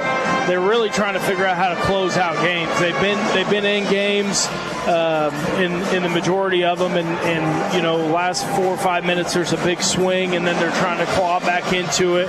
I think they're talented. They're a pretty talented. I think they're 2-5 team. But their roster is pretty good. They can hit shots. They spread you out. They get downhill. We've seen zone. We've seen a man. We've seen them do a lot of different stuff. So we're gonna have to be on our toes, and obviously we want to dictate the pace and make sure it's a little more up tempo. And they will run with us. So that's encouraging. You have one game this week, and then you turn around. You start tournament play on Monday next week in Sterling. What do you want to see from your guys tonight? Just stay true. Stay true to who we are. I wanted to make sure that we kind of kicked some rust off on Friday, and I feel like we did. I felt like we were, pretty good, and we just have to continue to build now. It's no steps backwards. So. That's going to be the goal. Just keep moving forward. Good luck to you. We'll talk to you after the game. Appreciate it, Devin. Bryson Flax, head coach of the Southeast of Saline Trojans, back into the number 1 spot, according to the Kansas Basketball Coaches Association. They will take on the Clay Center Tigers in our second game of the doubleheader. Opening our doors in 1999, Saline Surgical Hospital specializes in excellence in surgical services and digestive health care. It is the depth of experience and the abilities of the physicians and nurses at Saline Surgical Hospital that make it the ideal place for high-tech and high-touch to unite. Patients tell us, I knew I was in good hands with the friendly and knowledgeable staff at Saline Surgical Hospital. Saline Surgical Hospital is partially owned by a group of local community-involved physicians.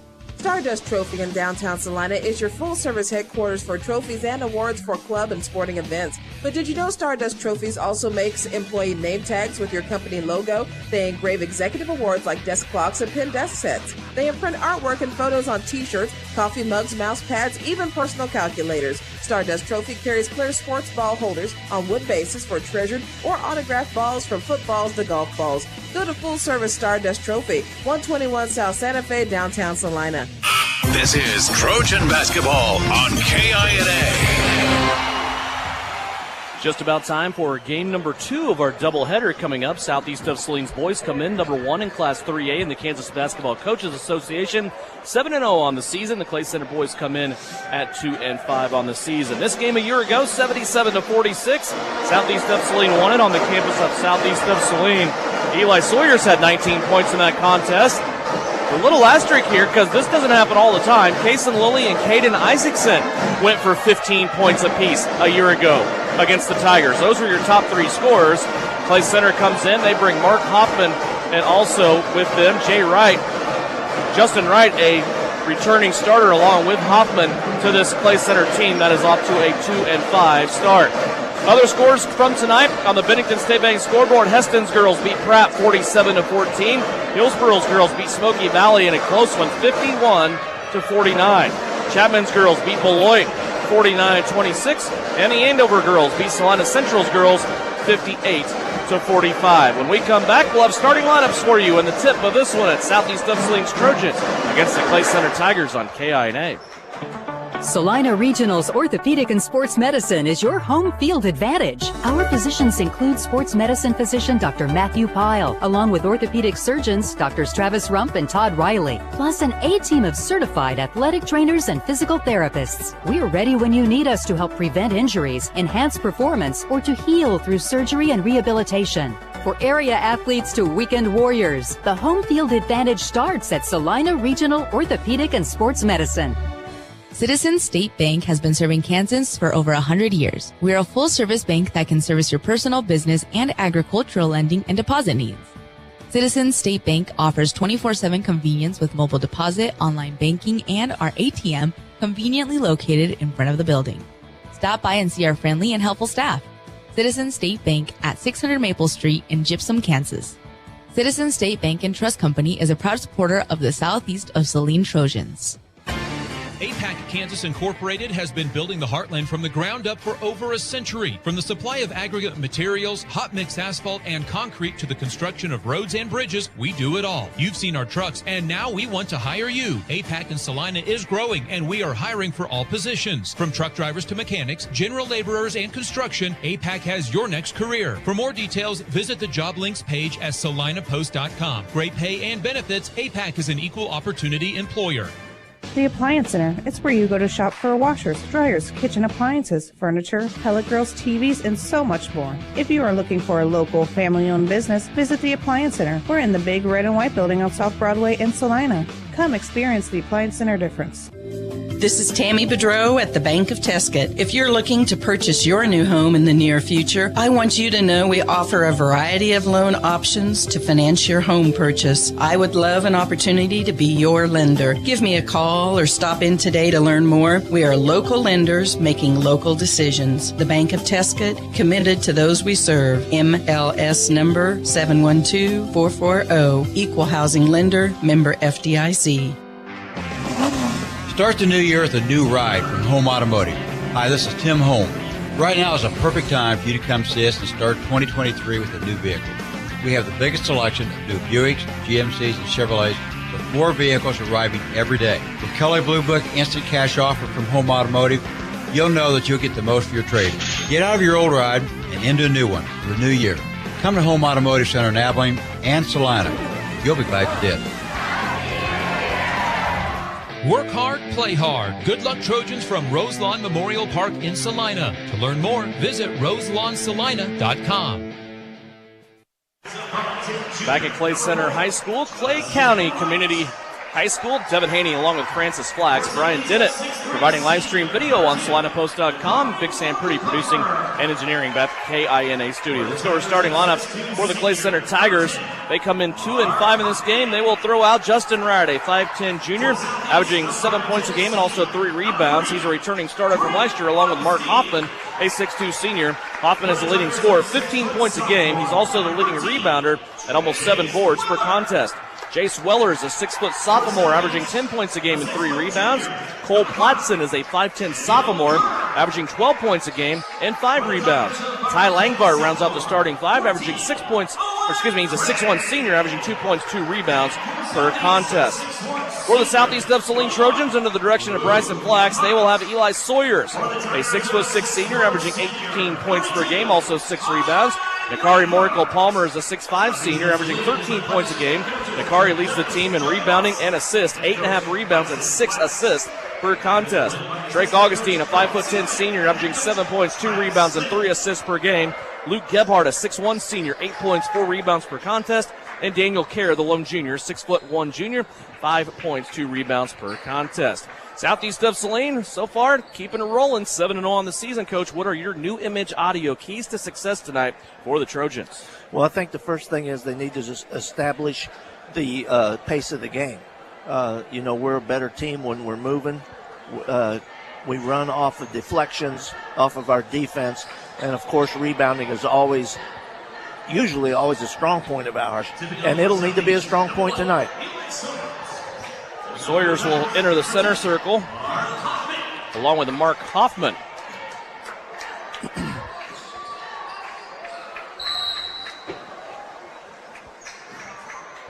Tip is going to be won by Sawyers, as Southeast of Saline wearing their road purple jerseys. Look at a Clay Center team playing zone defense, wearing their whites, trimmed in orange and brown.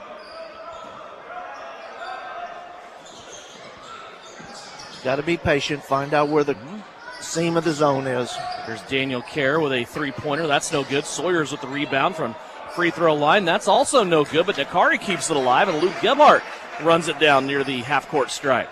Gebhardt will play it over to the left-hand side, ends up on the wing with Augustine. Drake now with a one-handed pass off the fingertips of Gebhardt, but he's going to save it back into play, and Daniel Kerr is going to go up and get it. Now to Augustine, up off the window. His left-handed layup won't go. Nakari keeps another one alive. Ends up with Luke Gebhardt once again. Out to Augustine in the far corner. 1 minute has gone by. Southeast of Saline has not scored, but they've kept it here on their offensive end. Kerr fakes a three, now gets to the elbow. Ends up in the short corner with Sawyers, who draws the double team. Sawyers wants to come around the defense, and he's going to be bumped, but called out of bounds and a turnover for Southeast.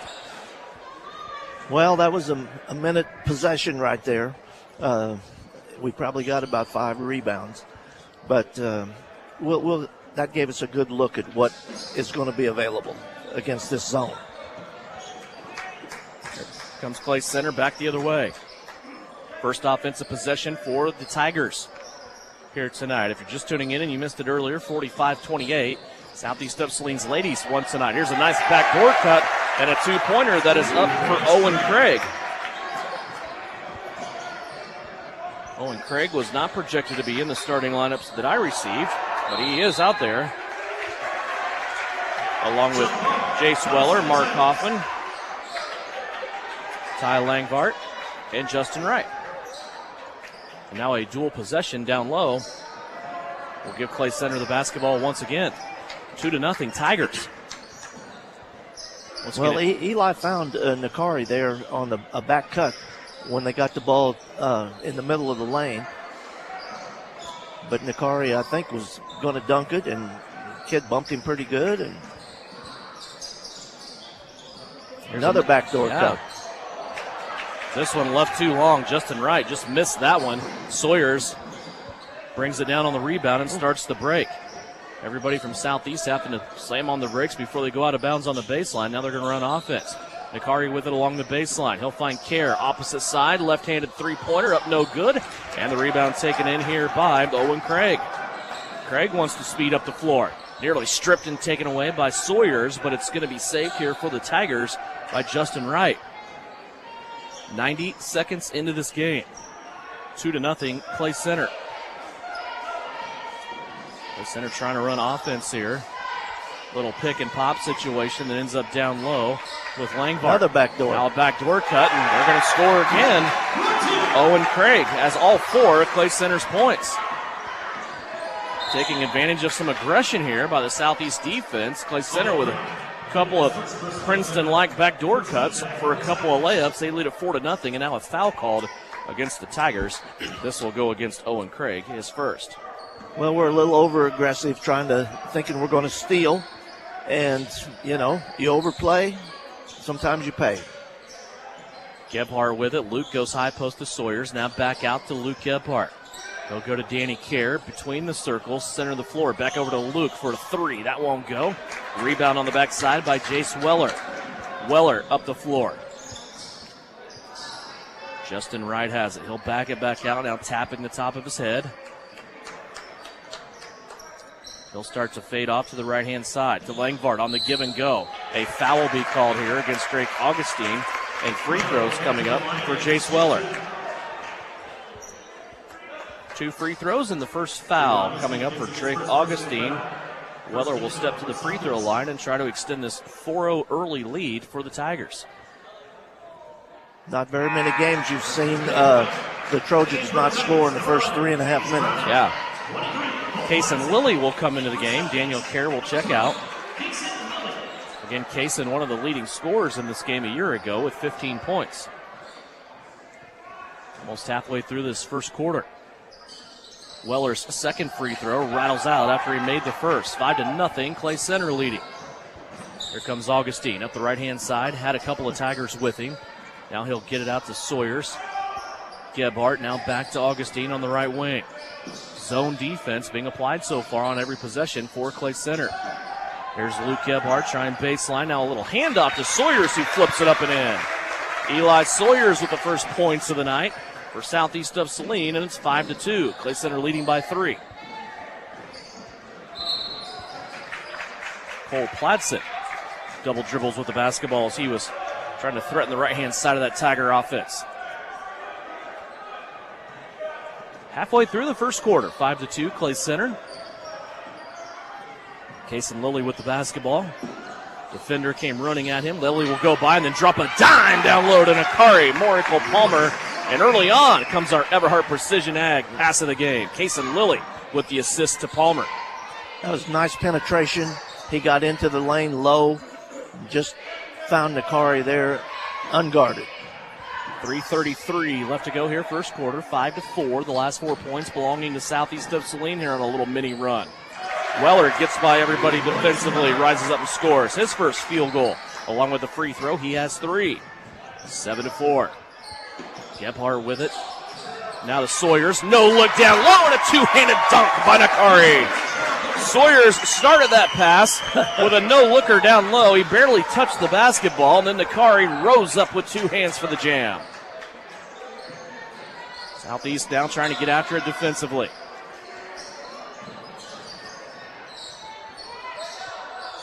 There's a kick out that got deflected. It'll still be controlled by Clay Center. Platson has it. Now over to Weller. Weller, little dribble out, drive handoff, back to Platson. Now he's going to have a nice pass down low and a score for Mark Hoffman. Boy, some good offense and some nice passing on both ends of this floor. 9-6, Clay Center leading by a 3. Gebhardt with it. Now throws a lob pass far side to Augustine. Augustine will come back, and it ends up with Cason Lilly on the right-hand side. Cason will drag 2 Tigers up high with him. Now a touch pass from Nakari for Luke. Three-pointer won't go. Sawyers up high with the rebound. Goes back to the basket. Reverse layup is good. Sawyers with 4. Up the floor quickly. Clay Center's going to turn it over. And you know, I think that's exactly what Southeast wants them to do. Try to run a little bit. You can kind of get a feel early on for this game, can't you, that Clay Center, as long as they're running offense and they have a chance at those backdoor cuts, they're going to have some success. But, boy, the minute they try to shift gears and keep tempo, this one might get away from them. They still lead by 1, 9-8. Now a hand check foul will be called here for the second Tiger foul of the game. It's on Owen Craig. The unfortunate thing for Owen Craig is he has both of those Tiger fouls. That's his second. So he will have to check out of the game here early on. Jackson Henry will check in. Number 12, Jackson Henry.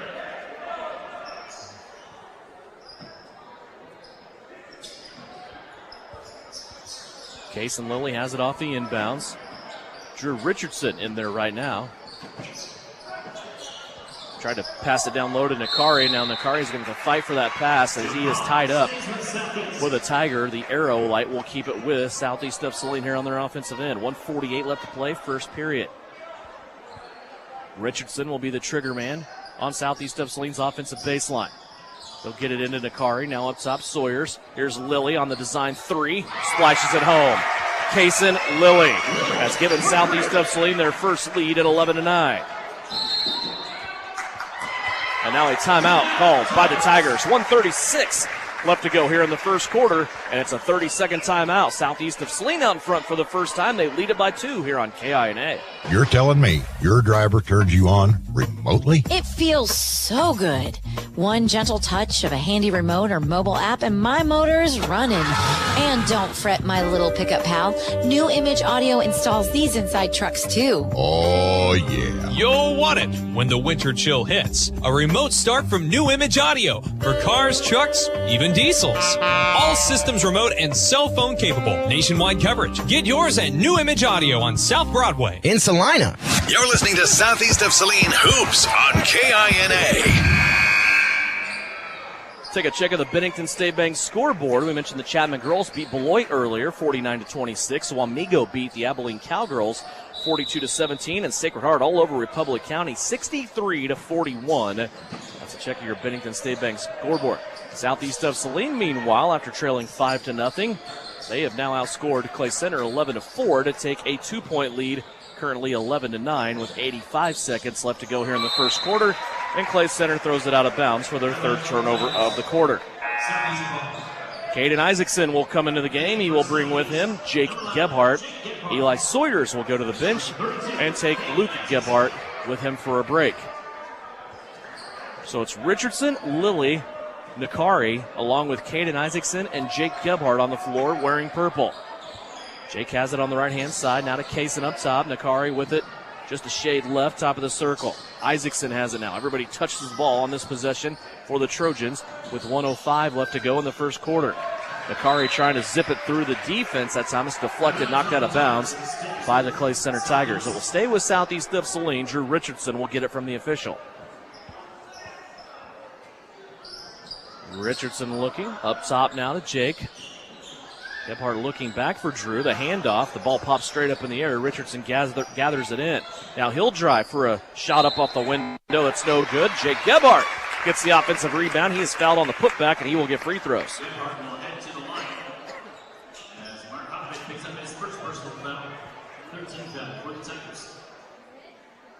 Well, it was a little slow the first 4 minutes, but I think Southeast will get back in the groove here in the second quarter. Gebhardt to the free throw line. First free throws of the game for Southeast of Saline. The first one is up and no good. That foul for Clay Center was whistled against Mark Hoffman. That is his first. 3 team fouls against the Tigers. Second free throw on the way for Gebhardt. He knocked it home. So Jake Gebhardt in the scoring column. He becomes the 4th Southeast of Saline player to score in this game so far, still in the first quarter. 43 seconds left to go here in the opening period. 3-point lead for Southeast. Here's a three-pointer knocked in there by Justin Wright as he will tie this game at 12. 23 seconds left to go. Jake Gebhardt with it. Now to Kason Lilly. Lilly squares up. Still some time to burn, though, on the clock. 14 seconds left to go. Gebhardt has it on the left-hand side. Tied at 12. Isaacson looks over his left shoulder at the clock. Clock currently has 7 on it. Caden now drives baseline. He'll play it back into Gebhardt. Free throw line jumper. Bounces around and falls home. And that'll end the quarter for Southeast. 14-12, our 2-point lead for Southeast of Saline over the Clay Center Tigers. As we go to the second quarter, you're listening and watching the live stream video on SalinaPost.com. It's presented by Salina Surgical Hospital here on KINA. The winter season may be here, but paintball fun is still waiting for you at Elite Sports. Elite Sports Paintball Complex, located 5 miles south of Salina, is open for special winter hours. Get the group together and visit Elite Sports on Saturdays and Sundays this winter from 11 until 4. Elite Sports features low-impact paintballs for the beginners or little ones, so everyone can have more fun. Visit them online at SalinaPaintballComplex.com. Elite Sports Paintball Complex, open and waiting for you this weekend. Your next visit to the doctor for an upcoming procedure or surgery should start with a conversation about Salina Surgical Hospital. Hi, this is Geraldine Diedrich, and we are truly committed to fostering your health and well-being. From outpatient procedures to inpatient stays, you will feel the difference in our excellent care and compassion. Talk to your doctor about scheduling your next procedure at Salina Surgical Hospital. Your surgical experience is our specialty. Salina Surgical Hospital is partially owned by a group of local, community-involved physicians. You're listening to Southeast of Saline basketball on KINA.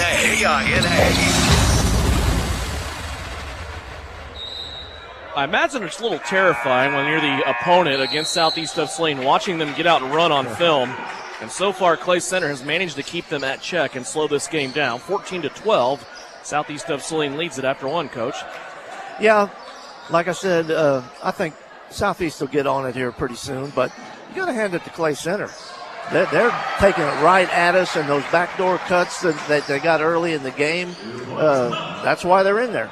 Chase Weller has tied it at 14. Nice little drive there and a kiss off the right-hand side, and now Southeast of Saline will turn it back over to the Tigers. Each team has 3 turnovers here early on. Just underway, second quarter. Again, the Southeast of Saline ladies got their 7th victory of the season earlier tonight. 45-28 over the Clay Center Tigers. Lexi Jacobson ties a career high and a season high of 15 points. There's a trap by Southeast of Saline's defense, and now a foul will be called against Southeast of Saline. They had Justin Wright in some trouble there. Maybe not a foul. Did he say the Southeast player was on the sideline when he touched the ball? I think so. Yep. Okay. Luke Gebhardt back into the game along with Drake Augustine. Daniel Kerr, Eli Sawyers, Jake Gebhardt stays in the game as everybody else goes out for Southeast of Saline. So basically all starters except for Jake Gebhardt. Nakari Morrico Palmer on the bench right now getting his first break. There's a three-pointer by Clay Center. That's no good. Southeast of Saline with the rebound. 1 minute into the second quarter. Luke Gebhardt up top. Now to Daniel Kerr on the right wing. Down to Sawyers for a bit. Now he's going to play it to Luke. He will drive and kiss it off the window with the runner. Luke Gebhardt, his first basket of the night. 16-14. Little token full court pressure here now by Southeast of Saline. Augustine shadowing Justin Wright all the way up the floor. He will hand it off now to Jace Weller. Weller back, middle of the court, Owen Craig. Craig gets himself in trouble now, and another backdoor cut. That is up and good for Jace Weller. Weller has 7 already. Well, I tell you, the Southeast player, that time it happened to be Daniel Kerr, had his back turned and didn't even know where his offensive player was. Weller just a sophomore. He averages 9.5 points per game. So far he has 7 here in this one. And now a turnover by Southeast of Saline. Their second of the quarter. They have a total of 4. Tied once again. Clay Center has the ball. 16-16. 2:45 left to go here in the second period. There's a step back look at a 3 by Justin Wright. He didn't like it and he'll pass it up. Now back to Weller, but a little traveling call there. That will go against Owen Craig right before he passed that basketball. Clay Center will take in their 4th turnover. Kason Lilly back into the game. He'll replace Jake Gebhardt.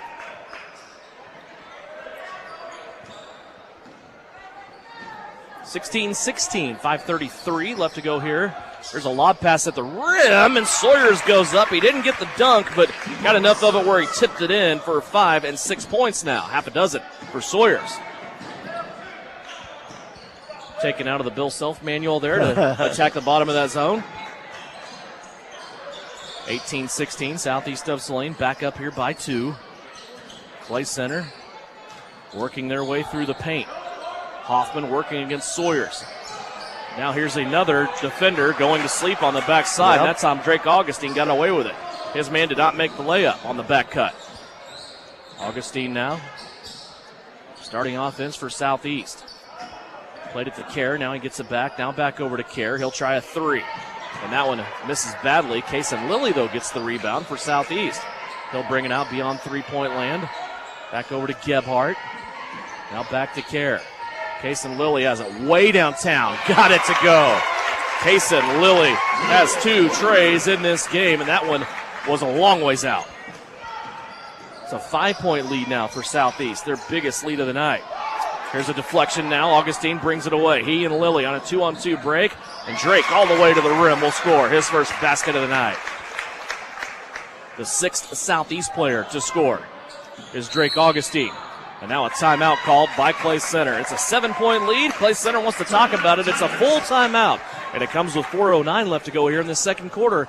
23-16. Southeast of Saline leads it by 7 on KINA. When does normal acute pain become abnormal chronic pain? Chronic pain can be one of 2 types, nociceptive and neuropathic. Each type differs based on what causes it, what it feels like, and what treatments may relieve it. Neuropathic pain can often be managed by a therapy called neurostimulation or spinal cord stimulation. If you suffer from chronic pain, ask your primary care physician for a referral to the Saline Pain Clinic. Our pain specialist will discuss the right options to manage your pain. Online at SalinePainClinic.org. Troublesome car repair? Everyone has told you it cannot be fixed or it's way too expensive? Try McKim Auto Service in Gypsum, Kansas.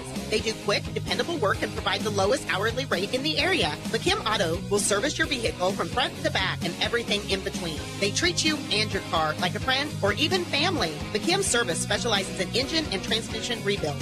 701 Maple, Gypsum, Kansas. Wouldn't trust anyone else with my family car. So, if your repair seems grim, remember McKim. Give them a call today to make your appointment. You're listening to Southeast Trojan Hoops on KINA. Back here in Clay Center, we take time to look down the road in Manhattan, and it's a tight one with about 3 minutes left. Kansas State leading Oklahoma State at Bramlage Coliseum, 56-55. Here, halfway through the second quarter, it's a 7-point lead for Southeast of Saline. And just did I say that, it is shaved down to 5 as a drive from Owen Craig is up and in on the left-hand side of the basket. Daniel Kerr for 3. That one's off the mark. He is 0 for 3 to start this game. Trailing by 5, Clay Center has the basketball back. 3:40 left to go before the intermission. We'll try to hook up with Shauna Smith. Here's a pocket pick by Drake Augustine. All the way down the floor, off the window. Drake will score. Drake's created 2 of those turnovers and cashed them both in with layups on the other end. And now Danny Kerr gets a foul here in the backcourt. That's just the second team foul against Southeast so far in this game, Coach. Yeah. Well, we've been getting beat enough back door. so we have the reaction's so late, there's not a chance for a foul, is there? We're not fouling. A couple of substitutes here. Weston Hammond will check in for the first time for Clay Center. Also back into the game, Cole Pladsen for the Tigers. For Southeast of Saline, Nakari Morkel-Palmer returns. He will join Kason Lilly, Eli Sawyers, Luke Gebhardt, Drake Augustine. 25-18. There's a little drive and a pull-up by Hoffman. That's good. Mark Hoffman has 4. Sawyers in transition, open from 3. That won't go. Gebhardt cleans it up on the backside, but that one rolls off the front of the rim. Southeast comes away empty. 5-point lead for the Trojans. Now back on defense with 3 minutes left here in this first half. It's 25-20. Weller driving on Augustine, gets into the chest of Drake, puts a shot up, that won't go. 2 free throws coming up, though, after they whistle a foul on Augustine. That is his second. 3rd team foul against Southeast of Saline, and Jace Weller will be getting 2 free throws. He's 1 of 2 from the stripe so far.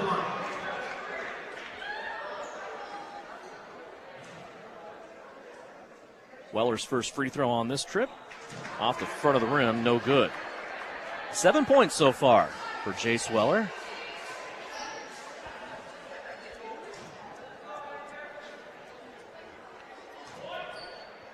Second free throw attempt on the way. Off the rim, no good. Nakari Morkel-Palmer and Eli Sawyers both there with the rebound. Nakari will secure it. 2:45 left to go before the intermission break. We'll have numbers from this first half. And as I said, we'll try to get Shauna Smith to come join us. Talk about a Lady Trojan victory. Boy, here's trying to get too fancy there. Yeah.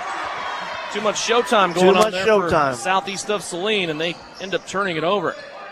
Turnover number 5 for the Trojans. 25-20. Here's Hoffman driving. Left-handed layup won't go. They're going to call a blocking foul on the floor, I believe, against Sawyers. It's the 4th team foul against Southeast of Saline, and it's Eli Sawyers first.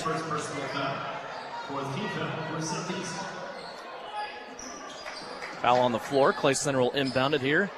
Down low to Hoffman. He tries a little turnaround on Gebhardt. Gebhardt bothered it. Now Nakari will be fouled on the rebound as he comes soaring in from the outside. And the foul here will go against Jace Weller for Clay Center. His first. Each team with 4 fouls. 2:09 left to go. Augustine will bring it across the timeline for Southeast of Saline. Wanted to work left. Now he finally does so, and a foul away from the basketball will be called on Clay Center. It's going to be against Cole Pladsen, his first.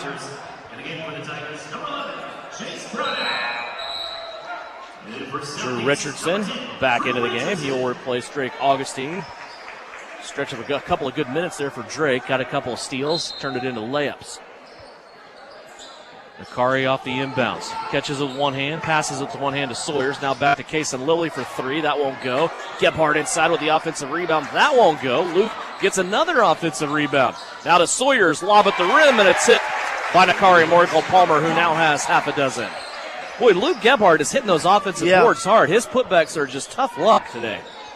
Yeah, that's about 3 that have rolled off the rim for him. Yes, sir. 7-point lead here by Southeast. Mark Hoffman gets to the rim on Gebhardt. Luke stuffs him. Hoffman goes to the deck, and a foul will be called here against Luke Gebhardt, his first. Luke Gebhardt picks up his first personal foul. 15th foul for Southeast. So Hoffman will get a couple of free throws out of it. First free throw is up and no good. And for the Tigers, 14,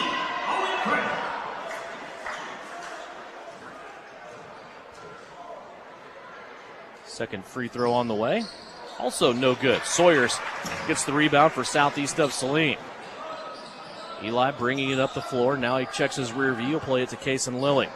Over here, right-hand side in front of the Clay Center bench to Daniel Kerr.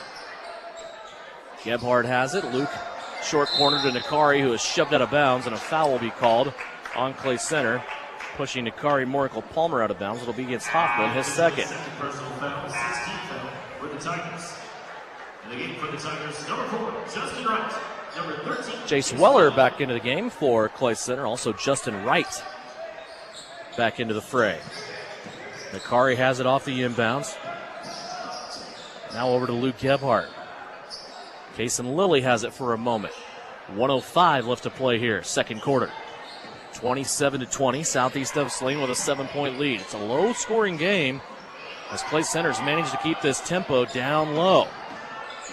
There's Richardson on a drive. He'll go baseline to Sawyers. Sawyer's shot came out of the shoot a little weird, but Nakari Miracle Palmer is there to clean it up and put it back in.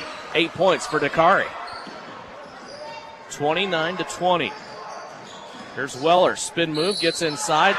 Kason Lilly went up with him. Thought he had the block, and the foul is going to be called on Kason. For Lilly, that'll be his first, and more free throws coming up here for Jace Weller. Weller to the line for the third time. So far tonight, he is 1 of 4.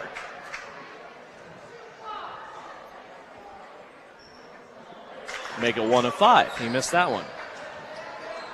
38.5 seconds left to go here, second quarter. 1:06 left to go in Manhattan. K-State leading by 3. Off the front of the rim, Weller missed them both. Drew Richardson brings it across the center stripe for Southeast. 31 seconds left to go in the half. 29-20. See if the Trojans can get a double-digit lead. Richardson lets a 3 go. That's no good. Nakari Miracle Palmer elevates for the rebound. That's no good. Sawyer's on the rebound. That's no good. Gebhardt down low. That's no good. And finally, Clay Center pulls it away. 10 seconds. Here's Hoffman on a carry. Doesn't get called. Now he puts it in the baseline to Weller. 3 seconds. Back out to Hoffman. A three-pointer at the buzzer won't go, and thankfully, that's the end of the first. 29-20. Southeast of Saline takes a 9-point lead into the locker room at halftime. When we come back on the Knopf Auto and Truck Accessories halftime report, numbers from the first half, also a conversation with Shauna Smith. She's on her way to join us here on KINA. Knopf Auto and Truck Accessories. Everything to bling out your ride in one place, including top quality lift kits, wheels and tires, bumpers, Jeep accessories, fender flares, bed covers, bed liners, step bars, even custom painting. Knopf Auto is the and soil dealer and has many synthetics and filters in stock. Visit Knopf Auto on Facebook for specials, great ideas, and let them make your truck stick out in a crowd. Knopf Auto and Truck Accessories, supporting the Southeast of Saline Trojans. Hi, everyone. It's Flanell Garrettson from SalinaHomes.com. It's a new Trojan basketball season, and our coaches have devised a solid game plan. Just like basketball, to reach your goals in the real estate game, we need to have a dynamic game plan. I enjoy working with many of our Trojan supporters in all aspects of real estate. Upsizing, downsizing, investments, town or country. One call to me, and we will get your personalized game plan ready to win. Go Trojans! Buy or sell, call Winnell at SalinaHomes.com. This is the Trojan Halftime Report. Coming up, a first half recap. Shot at the horn! Stats, interviews, and a look at other area games. Now, let's get back to the gym for Trojan Halftime on KINA. Back here at halftime in Clay Center. It's brought to you by Knopf Auto and Truck Accessories. Southeast leads at 29-20 after going down 5-0 to start this game. And it's our opportunity to catch up with Shauna Smith. The only game this week here on a Tuesday night in Clay Center. You get the victory 45-28. And I think right out of the gate, the first topic of conversation is rebounding and 50-50 balls. It looked like Southeast of Saline playing basketball tonight and not what you experienced on Friday night. Just talk about the focus on that. And you and I talked briefly before the game about just going to get the ball. And I thought the whole team did a good job. Lexi Jacobson, of course, led the way. Yeah, I thought we all did a good job tonight on rebounding. There's only one really moment kind of late in the game that I thought we didn't do a good job of, we maybe boxed out, but we didn't push them back, whatever. We kind of were content right there. But I thought overall the game tonight, you could see us turning around, looking and going and trying to box somebody out, and then going and getting the ball. So I thought, we did a really good job with that. You got off to a great start in this game. 8-0 run early on in this game before Clay Center took a timeout. You were able to build that lead up by as much as 20 points in the second quarter and just kind of held consistent. It was kind of a tough game. Clay Center was a little unorthodox on offense. They let some three-pointers fly, and they tried to get it inside every now and then, but I thought defensively tonight you guys were great. I mean, you only give up 28 points. You give up 0 field goals in the second quarter, only 2 field goals in the first half. You have to feel pretty good about your defense tonight. Yeah, when we talk about we got to kind of eliminate some, maybe not the smart fouls, or I shouldn't say those. The fouls that just reaching and grabbing, we got to do a better job with that. Tonight, they are calling everything close. So you got to adjust and you got to go on from that. And they're doing that, calling those that way. So I thought we did a better job with that, but we got to keep going. That's one thing we need to improve on. But I thought defensively, we made some adjustments at halftime, how we're going to guard a little bit differently, and I thought we did a better job at containing the point guard. It seemed like each girl kind of had their moments offensively in this game. Lexi kind of got it done all the way through. First quarter, she only had 2 points. She ends up with 15. She ties a season and a career high tonight. Reagan had a little spot in there where she really excelled. Maddie had her spot in the second quarter where she put together 8 points. It seemed like tonight when you guys got out, especially in the open floor, you shared the ball probably as good as what I've seen you do. Yeah, and that's kind of what we talked about. We felt like, last Friday night that we didn't really do that. We didn't get out and go. And that's the difference, though, of getting rebounds or not. Yeah. They pressed us, but we had that time to go regather yesterday at practice and talk about how we were going to do some things out of their man-to-man press, that we would have changed against Minneapolis, how to change some things to maybe get us into our offense a little more, get us into our flow. So I thought we did a good job with that tonight. Half-court set on offense, they were in a very conscious help zone defense. I thought you guys did a good job, too, collecting them and then kicking it over to the open shooter who was ready to shoot. Yeah, and that's what we talked about. A couple of times we had some things that we need to go side to side with the ball more. Because once we did that, there was going to be somebody wide open. If you got the ball reversed around a couple times because of how the help side defense was. They're going to push your baseline, okay? But when you're going to get there, you're going to go to baseline, you're going to get mugged. So, got to either pull up quicker or you got to get rid of the ball. You and I have talked about it before. If you lose a game, you don't lose 2 in a row. That's how you avoid a losing streak. You're back in the winning column now. Got a little bit of a weird week, though, because you don't have a game Friday night. You go through the rest of this week. Your next game is 1 week from tonight where you go to the Sterling tournament. And you talk about a weird draw in the Sterling tournament. You go on number 1 seed, but you get the host team who's having an off season, but that Sterling Black Bear team can break out at any time. First round for them, you get either Smoky Valley or Hugoton in the second round. It's what we always say about this tournament. It's going to be tough, isn't it? Yeah, we're going to take the day off tomorrow to kind of hopefully get our bodies back and just kind of regroup before, our season just kind of goes from here. And I talked to him, we're going to come back and prepare for Sterling. Because I told him not to, that 1-6 record, we can't let deceive him because they have been missing a big key player for them. This has just been back in the last game or two. So I said we definitely can't take this game for granted at all. And then we have our next play is either Hugoton or Smoky Valley. And so, every game where it's going to be a dogfight the next 3 games that we have. Yeah, and the atmosphere at Sterling, we always know what they do with that atmosphere, too. That can be a challenge as well. So 3 games next week at the Sterling tournament. You will play Tuesday, Thursday, Friday, regardless of what you do, win or lose. That's the pattern. Am I right there? Yes. Okay. And we will, of course, will have those for you here on KINA and also on Salina Post. Enjoy your quote-unquote week off. We will see you on Tuesday night next week in Sterling. Congratulations on the win. Thank you. 45-28, the victory tonight for Southeast of Saline. They get their 7th win of the season, now 7-1 as they head to the Sterling Invitational Tournament next week. 29-20, our score here at halftime. Southeast of Saline leads it by 9 on KINA. Salina Surgical Hospital is a high-quality surgical facility with a comfortable and home-like atmosphere. Together with our community's greatest doctors, we are committed to a patient care model where exceptional satisfaction is the norm and every patient feels like they are treated with respect, dignity, and compassion.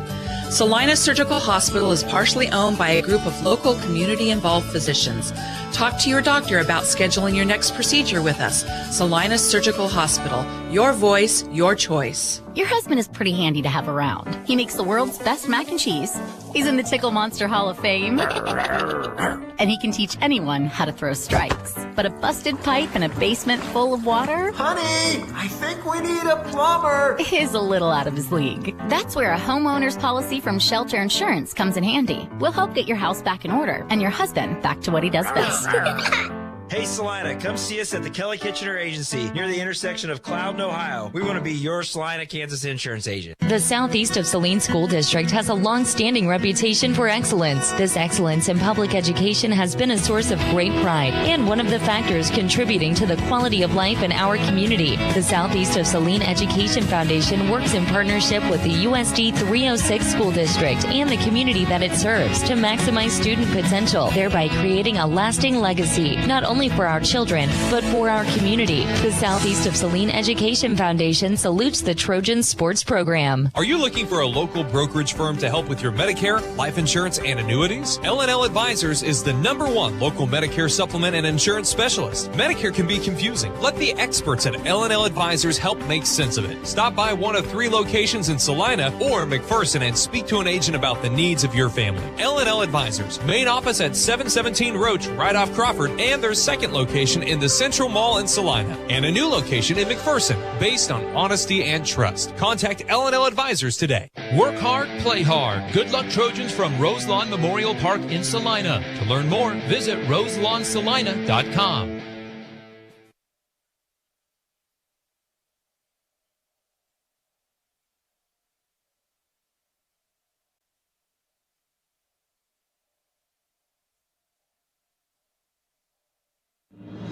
Salina Septic Services provides septic services including septic tank installation, inspection, and repair. In addition to professional septic tank services, we also provide portable restroom rentals. We have many options available, including his and hers portable restrooms and hand washing sinks. Setup, service, and removal are all part of our rentals. Whether you project a long-term construction job or a family gathering, we guarantee a clean porta potty. Find us today at SalinaSepticService.com, proudly supporting the Southeast of Saline Trojans.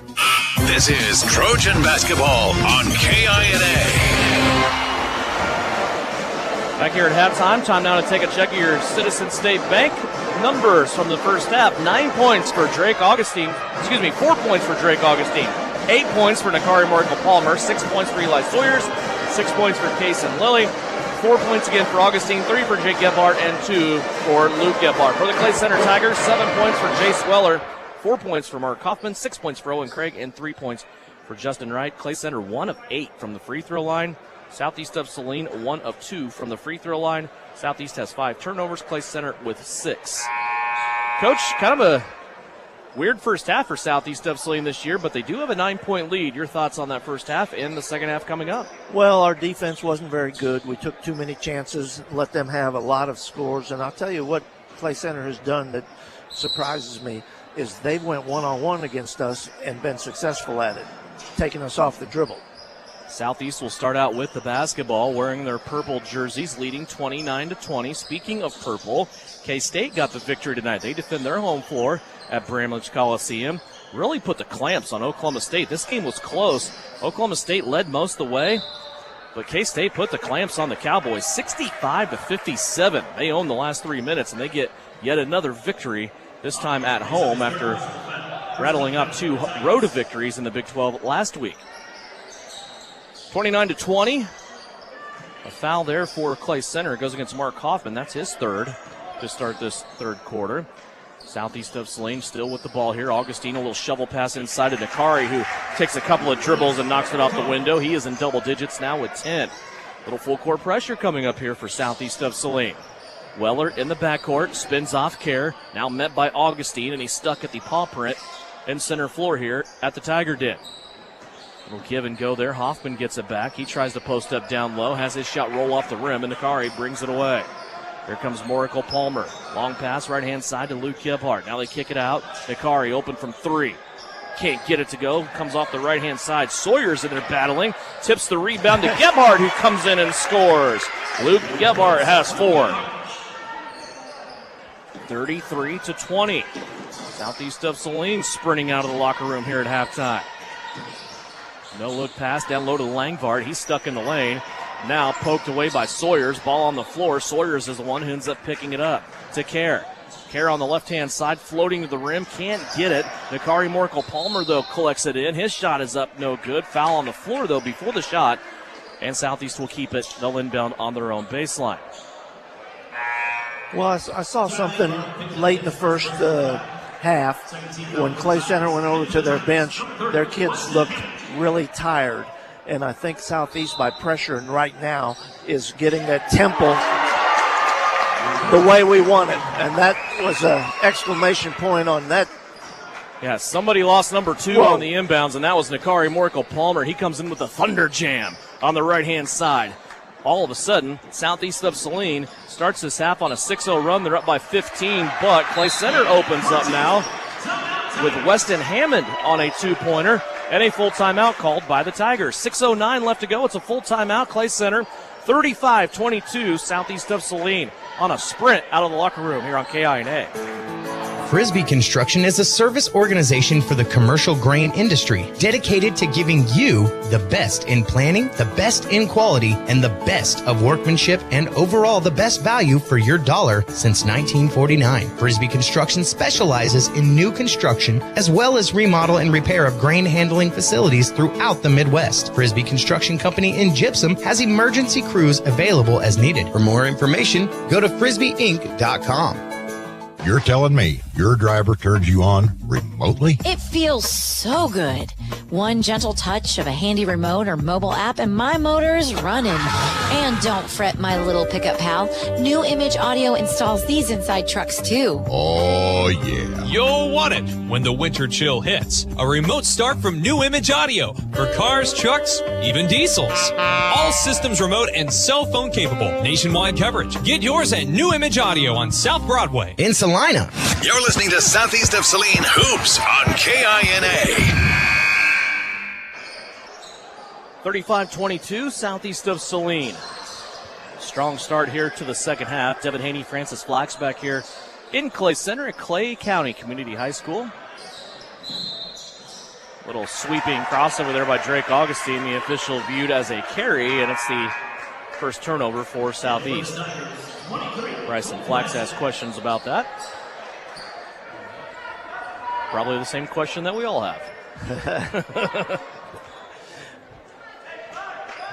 Well, you've got me harnessed up here on the radio, so I couldn't say anything. 35-22, Southeast now back on defense. They have forced Clay Center into a couple of turnovers here to start this third quarter, but they've also ran out on some missed shots. This is a series that started a couple of years ago, and a lot like the Abilene and Chapman series with teams from the NCKL. To me, it just makes sense. There's a shot now up and in. It's set on the front of the rim and then crawled home for Justin Wright.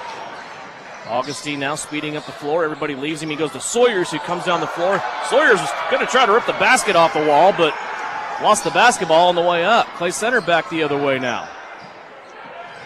Tried the backdoor cut. They get it down low, and Daniel Kerr is going to be guilty of the foul as he was on Owen Craig down along the baseline. Daniel Kerr picks up his second personal foul, first team foul for Southeast. 35-24. Craig at the free throw line. Owen makes his first free throw attempt. Clay Center was horrible from the line in the first half. They were 1 of 8. Yeah, they'd be tied or ahead if they'd hit those free throws. Couple of free throws. Yep, couple of free throws there for Owen Craig. He has 8 points. He's leading the way now for the Tigers in scoring. Back to a 9-point lead. It's a 6-0 run by Clay Center. 3-pointer by Sawyers. That's no good. Nakari keeps it alive, taps it back into Daniel Kerr. Here's a runner by Augustine off the window, and it's good, and a blocking foul will be called on Weller for the Tigers. Jace Weller collects his second foul, and a 3-point play opportunity coming up for Drake Augustine. I always like to talk about his unorthodox shooting, and I don't mean that in a bad way. He can get that ball off at a number of different angles. It doesn't always have to be up around his head or above his shoulders. He shoots from the waist sometimes, from the chest, and that was kind of a case right there as he misses the free throw. Sawyers tries the putback. That won't go. Luke Gebhardt comes in. He grabs the offensive rebound. He'll keep it alive for the Trojans. Now get the ball back on a skip from Nakari. Three-pointer on the way. That won't go down. Boy, Luke's having a tough night shooting. a tough night, isn't he? He has about 1,000 offensive rebounds. He just hasn't been able to score off of them. Drake Augustine will get a foul here, playing defense in the open floor, and that will be his third. He is already on his way to the bench. Kason Lilly will check in, along with Drew Richardson. With Augustine, Daniel Kerr will check out. Nearing the halfway mark of the third period, 37-26. Southeast of Saline up by 11. Clay Center squad's big game, though. Bryson Flax told me before the game, this is a team that just can't finish out games. They've been close in almost every game they've played. They just can't get the W. Came into this one 2-5 on the season. Yeah, they don't look like a 2-5 team to me. Here's a shot on the left-hand side and an and-one opportunity coming up here for Jace Weller. As Weller was able to sneak in on the weak side of the basket, get the pass, and score off the glass. A foul comes in as well, and Jace Weller has an opportunity at a three-point play. That foul hasn't been posted yet, and Weller makes the free throw. I thought the foul was on Kason, but I don't know. Okay. Nakari Miracle Palmer, unattended, hits the three. Nakari will give you about every opportunity in the world to close that up, and if you don't, he's going to go ahead and shoot it. We see that time and time again.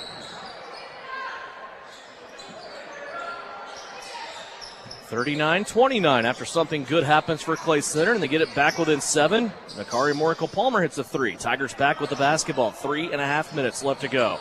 Tried to backdoor cut that time on Nakari, and he took it away.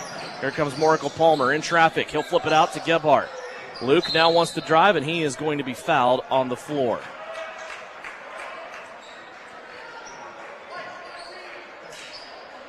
This foul against Owen Craig.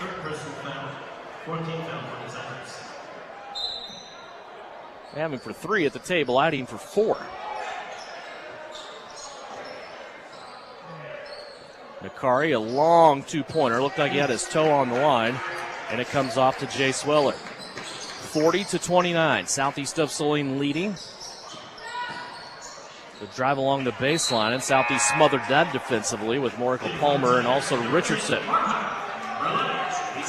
Turning back to the contest, Jason Brownell for Clay Center. Also Mark Hoffman back in for the Tigers.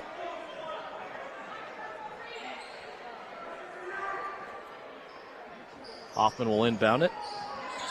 He'll squeeze it into Platson, and now that ball slapped back out of bounds by Southeast of Saline.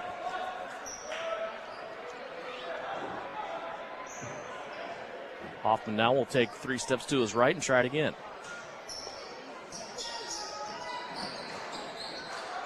Wright has it. Back to Hoffman. Hoffman wants to drive baseline. Gebhardt there with a hand defensively. Ball hit the side of the backboard. Now Nakari has it. Here comes Nakari Miracle Palmer in transition. Left-handed layup won't go down, but Sawyers there to scoop it back up and in. 8 points for Eli Sawyers. Boy, I didn't even see Eli down there. He was in the right lane. Yeah. Neither did Clay Center, did they? 42-29 now. Back up by 13 are the Trojans. Again, it's the only game this week for Southeast of Saline. They'll turn their attention to preparation for the Sterling Invitational Tournament next week, where both the girls and boys for Southeast go in as the number 1 seed. Here's Weller on a leaner off the window, and it's good. Jace Weller has 5 in the quarter, 12 for the game as he leads the Tigers. Sawyers now on the offensive end for Southeast on a double clutch two-pointer off the window. Now Sawyers in double digits himself with 10. 44-31. Tempo starting to pick up here, and a steal by Gebhardt. He'll pitch it out to Sawyers. Sawyers coming down the paint, and he double clutches. There's a defender coming back. Sawyers, I think, put Showtime on the back burner to get the layup. And now a ball that goes out of bounds. Southeast thought it was theirs, but it's going to stay with the Tigers as Jake Gebhardt and Caden Isaacson check in. Bakari Morrico Palmer and Luke Gebhardt will go to the bench. 1:45 left to go here in the third. Clay Center will throw it into the backcourt after he side inbounds to Owen Craig. Now to Weston Hammond. Hammond in three-point territory. Now we'll play it out to Justin Wright. Here's Weller for three. That won't go. Hammond with the rebound on the backside, as he was able to take it off the shoulder of Caden Isaacson. Clock down to 1:22. Hammond on the left wing. Killed his dribble at the free throw line. Now he'll hand it off to Wright. Wright threw it out of bounds. 5 turnovers for Clay Center here in this quarter. They have 11 for the game. 1:10 left to play here, third period. Sure, Richardson will dance across the timeline with it. He wants to relocate Kason Lilly. He does. Now he hands it off to Caden Isaacson. Inside a minute we go. Sawyers with it. Up to Richardson. Now to Gebhardt. Jake dumps it in low to Isaacson. Caden turned into double team. He's in trouble. He's going to be fouled. Clay Center thought they had a steal, but a foul is going to be called here on Justin Wright. That is his first. Team foul number 5 on Clay Center. Southeast of Saline has just 3 fouls. And Mark Hoffman comes spurting to the scorer's table. He'll check back in with 48 seconds left to go here in the third. Richardson on the inbounds. They get it to Sawyers, top of the key. He'll rise up at the left elbow after one dribble. Misses that one off to the right-hand side. And Clay Center has it. Here comes Weller negotiating traffic. He'll play it off to the left to Craig. And a blocking foul will be called against Jake Gebhardt. Jake's first foul. Jake Gebhardt with his first personal foul. 14th foul for Southeast. That last shot by Eli, he didn't look comfortable when he shot that ball. It was kind of an off-balance attempt. He was definitely within his range. Yes. There's Hoffman getting inside, low block, has a shot blocked by Jake Gebhardt. Caden Isaacson comes away with it. 25 seconds left to go here in the third. Jake has it on the right-hand side, now to Kason Lilly. Lilly will bring it around the perimeter and play it to Sawyers. Sawyers back over to Kason Lilly. He'll let a long one fly from 3. That's no good off the front of the rim. And Clay Center brings it away. 9 seconds left to go, and a foul on the open floor called against Eli Sawyers. That is number 2. Yeah, I think that was, according to the coach, probably an ill-advised shot by Kason, because I think they were trying to play it down for 1. He took it a little early.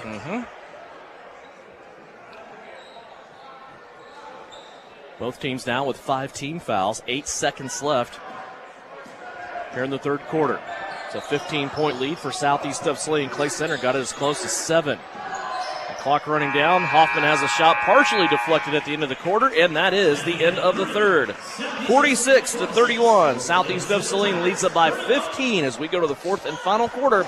Back with more Trojan basketball online at Salina Post, and also right here on KINA is presented by Salina Surgical Hospital.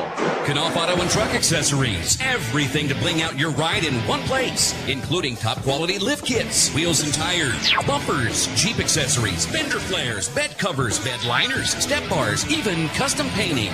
Knopf Auto is the and soil dealer and has many synthetics and filters in stock. Visit Knopf Auto on Facebook for specials, great ideas, and let them make your truck stick out in a crowd. Knopf Auto and Truck Accessories, supporting the Southeast of Saline Trojans. Hi, this is Geraldine Diedrich, RN. If you are planning on having surgery, it is an important decision, and finding qualified care for surgical needs is essential. At Salina Surgical Hospital, our board-certified surgeons and specialized team provide professional warmth in an intimate, home-like recovery care area. Talk to your doctor about scheduling your next procedure with us. Your surgical experience is our specialty. Salina Surgical Hospital is partially owned by a group of local, community-involved physicians. You're listening to Southeast of Saline basketball on KINA.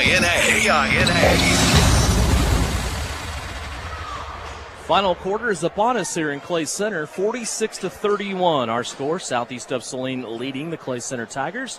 Homestanding Tigers will get the ball to start the final period. Good quarter there by Southeast of Saline. They outscored Clay Center 17-11, but it came in runs. Southeast of Saline came out, got the lead up to 13, and then Clay Center went on a little run of their own, got the lead down to 7, but then Southeast of Saline finished the second half of the quarter strong, now lead up by 15 points as the Tigers turn it over for the 6th time in the half. You missed it earlier. Southeast of Saline's ladies won. They are now 7-1 on the season after a double-digit victory over Clay Center. Here's Sawyers from 3. That's no good. Richardson with the rebound, and he is fouled. And free throws coming up for Drew Richardson. 7.5 minutes left to go in Allen Fieldhouse. KU leading Oklahoma 23-22. Drew Richardson stepping to the free throw line. Has not scored tonight. Also his first free throw attempts. Number 1 is up, and it's no good. Justin Wright guilty of the foul for Clay Center. That is his second. Also 6 team fouls now for the Tigers. Second free throw on the way. Off the left-hand side of the rim and taken in by Ty Langvart. Clay Center's got it back. Backdoor cut, Hoffman. Sawyers deflected that one. Look, that went off Hoffman's foot, and it did, and Clay Center gets tagged with another turnover on their second straight possession. Little pressure coming now by the Tigers. See how Clay Center handles this. Sawyers drives to the paint, dishes out to Jake Gebhardt. His three-pointer strong. Isaacson with the weak side rebound, goes to the middle of the lane on one dribble. That won't go. We've missed a bunch of those tonight. Yeah, heck yeah. Mark Hoffman with the rebound, and in transition, Owen Craig is fouled. He will go to the free throw line, 4-2. 16 fouls. Nope, they're going to call that foul on the floor. Southeast has their 6th team foul. Both teams now in the bonus. Weller gets it back to the basket.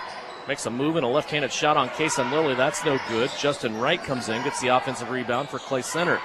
Now he doesn't have anybody on him. He's going to go ahead and shoot the jumper, and he scores. 7 points for Justin Wright. 46-33. Southeast of Saline's lead trimmed back down to 13.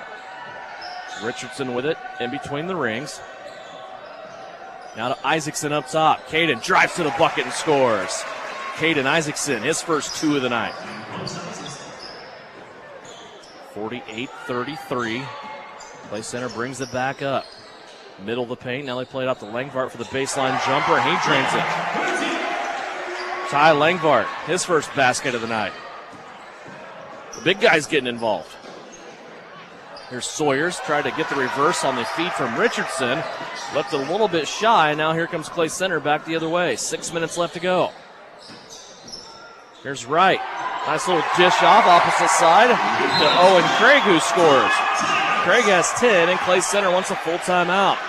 48-37 is our score, and a timeout for the Tigers. 5:51 left to go here in the fourth quarter as you listen and watch Trojan basketball on KINA and Salina. Whether on the field, court, or in the operating room, experience matters. A coach loves an experienced team just like a patient values an experienced doctor. Salina Ortho has ABOS board-certified physicians with over 40 years of orthopedic service. If you need help staying active or just want to discuss options regarding the newest techniques and services and specialties that Salina Ortho provides, see one of our trusted physicians or visit salinaortho.com. Salina Ortho, your voice, your choice, past, present, and future. The Bennington State Bank proudly supports local sports and wants each student to know that their hard work and talent is noticed and appreciated. At Bennington State Bank, they care about local communities and are committed to fostering long-term relationships through the delivery of excellent customer service, integrity, and fairness. From helping local businesses acquire relief loans to supporting community youth and nonprofits to helping you purchase your dream home or invest in your future, Bennington State Bank is here to help. Give them a call to experience exceptional banking with hometown service. Bennington State Bank, your trusted hometown bank. Member FDIC. You're listening to Southeast Trojan Hoops on KINA. Out of the timeout for Clay Center. A little full court pressure here.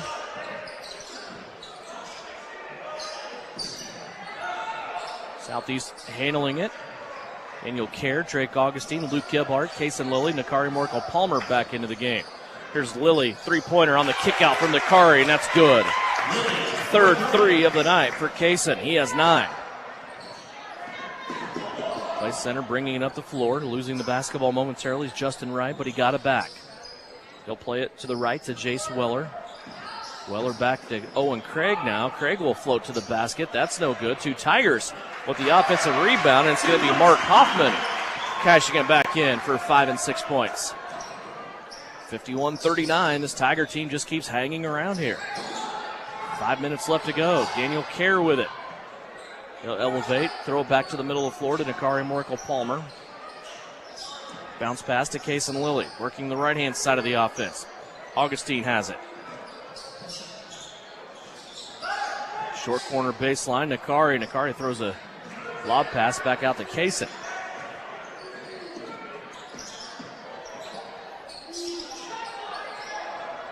Southeast just moving the ball around here, and they're going to call traveling on Drake Augustine. 2 turnovers for Southeast here in the half, and a check of the Bennington State Bank scoreboard. These are halftime scores in guys, while Migo leads Abilene at halftime, 27-24. Sacred Heart over Republic County at halftime, 38-10. Halftime scores there on the Bennington State Bank scoreboard. There's a run out now. Plays center all the way to the hoop, and the shot is up and good. Cole Platson ran it down and scored for his first basket. Well, we're not playing as well as we should. That's for certain. Our defense has been very suspect, and the whole thing of the night, though, is all the points we've left out there on right at the rim attempts. Yeah, not only on the initial surge, but Southeast has done a really good job tonight offensive rebounding. They just don't have much to show for them. And now they'll turn it out of bounds as Luke Gebhardt was looking for Kaysen Lilly over on the right wing, and Kaysen was no longer home. 3 turnovers now in the second half for Southeast. They still only have 8 for the game.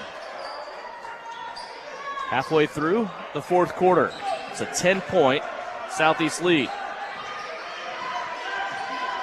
Justin Wright has it. He'll bring it across for the Tigers. Work it into the forecourt. Now kick it out. Hammond thought about it. Now he's going to play it back out to Wright. Now Platson for 3. That won't go, and a rebounding foul will be called against the Tigers. We'll go the other way for a 1-and-1. Looks like the foul will go against Justin Wright. That is his 3rd. And our shooter will be. I think it's Kaysen Lilly. Kaysen Lilly will have a 1-and-1. Awaiting him. First free throw is up and good. It's only the 8th free throw Kaysen has shot on the season. He's made half of them. Now more than 50%. We'll change that percentage around real quick. 2 free throw makes there by Kaysen Lilly. And I tell you what, at this point of the game, that was his big free throw. Yes, sir. Here's Nakari now on a steal. He'll bring it away, dump it off for Augustine, who has a shot blocked against the wall. It'll stay with Southeast of Saline.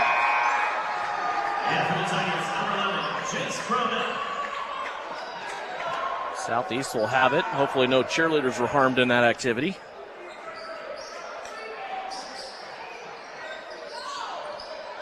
Trojans inbounded on their own baseline. Augustine gets it into Gebhardt. Luke drives it to the baseline, dumps it off for Nakari, who scores.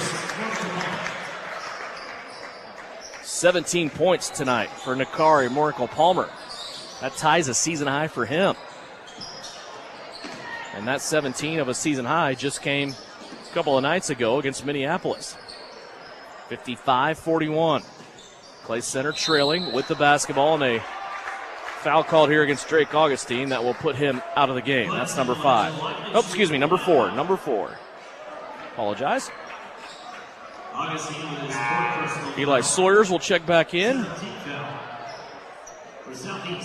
Looks like Mitch Gebhardt's trying to get into the game. For a while there, I thought we might need him. Probably wearing the boots, too. Yeah. 3:01 left to go. Here's a Tiger at the free throw line. Platson, first free throw is up and in. Well, they've certainly been a lot better from the line in the second half. Have the Tigers. Mm-hmm. Yeah, they were 1 of 8 in the first half of action. Platson makes his free throw here, and in the second half, now they are 5 for 5. So quite the swing there from the free throw line for the Tigers. 3:01 left to go, 55-43. Southeast of Saline leads it by a dozen. Nikari Morico-Palmer working with Luke Gebhardt in the backcourt. Nikari will bring it across unattended and hand it off to Drake Augustine. Everybody's going to get involved in this half-court set as Kason Lilly has it. He'll drive to the paint. Shot up, no good. Sawyers tried to bring it out. Now a foul will be called on the Tigers.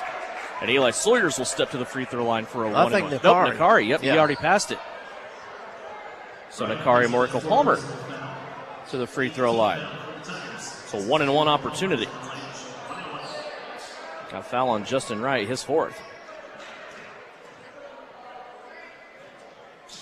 Nikari's free throw went all the way around the inside of the rim, hit the backboard and went in. 18 and now for Nikari, and that is a new season high. So on consecutive nights, Nikari Morico-Palmer established a new season high.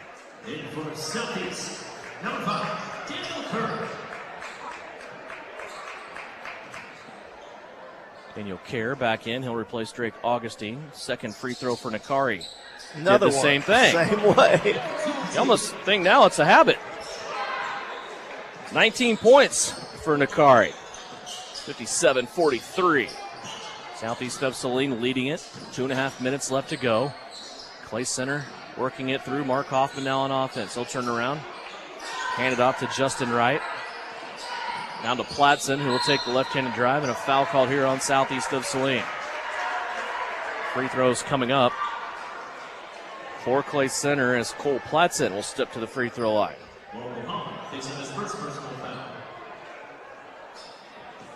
Nikari Morico-Palmer on the foul. That is his first. Free throw up and good by Platson. I don't recall, maybe you can remember a game, the last time Nikari got in foul trouble. He just doesn't commit fouls. No, I don't remember a time when he's. I mean, here we are with 2 minutes left, and he just got his first foul. And now a foul in the backcourt as a Tiger reaches out and fouls Luke Gebhardt and will send him to the free throw line. Maybe that's a strategy right now. Because he grabbed him as soon as he threw the ball in. Mm-hmm.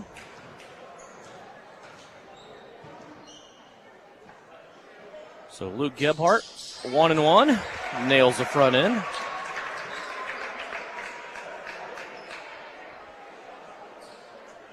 He will get a second.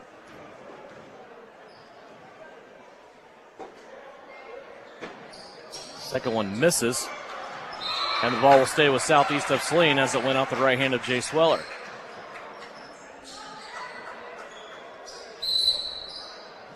A timeout called by Bryson Flack. Southeast of Saline wants to talk strategy with 2:14 left to go. 58-45. Trojans lead it by a baker's dozen. They also have the basketball when we come back here on KINA. We wish you a Merry Christmas and a Happy New Year. Make 2023 your best yet by joining the Can-Equip family, serving farmers, ranchers, and small businesses with best-in-class equipment from Case IH, New Holland, JCB, Kubota, and more. Competitive salary, benefits, plus a company culture that values what you value most. Family. Apply at canequip.com for a Can-Equip New Year. Work hard, play hard. Good luck, Trojans from Roselawn Memorial Park in Salina. To learn more, visit roselawnsalina.com.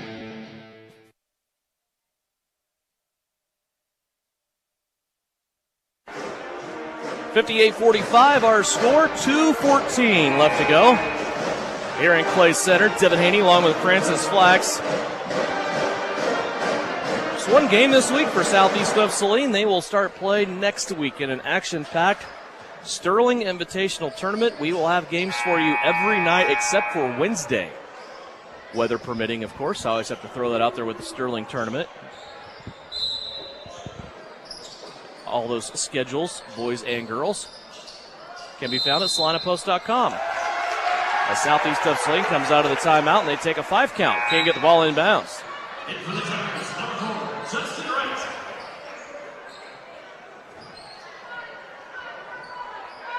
So Clay Center gets it back. Southeast of Saline will have some token full court pressure here as we approach the 2-minute mark. It's Case and Lilly, Eli Sawyers, Nakari Moracle-Palmer, Drake Augustine, and Luke Gebhardt. And a player control foul will be called here against Pladson for Clay Center. Running over Case and Lilly at the free throw line.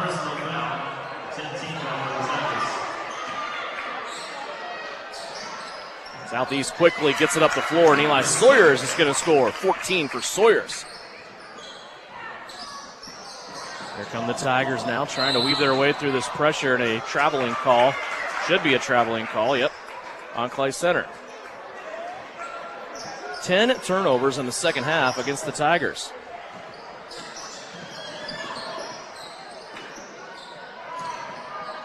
Case and Lilly with the top of the circle. Southeast of Saline probably will turn down everything but layups right now in this strategy. Here's a nice pass right through the middle of the lane to a back-cutting Luke Gebhardt. And Nakari drops the dime on him. 7 points now for Luke. Missed shot by the Tigers. Here comes Southeast of Saline back up the floor.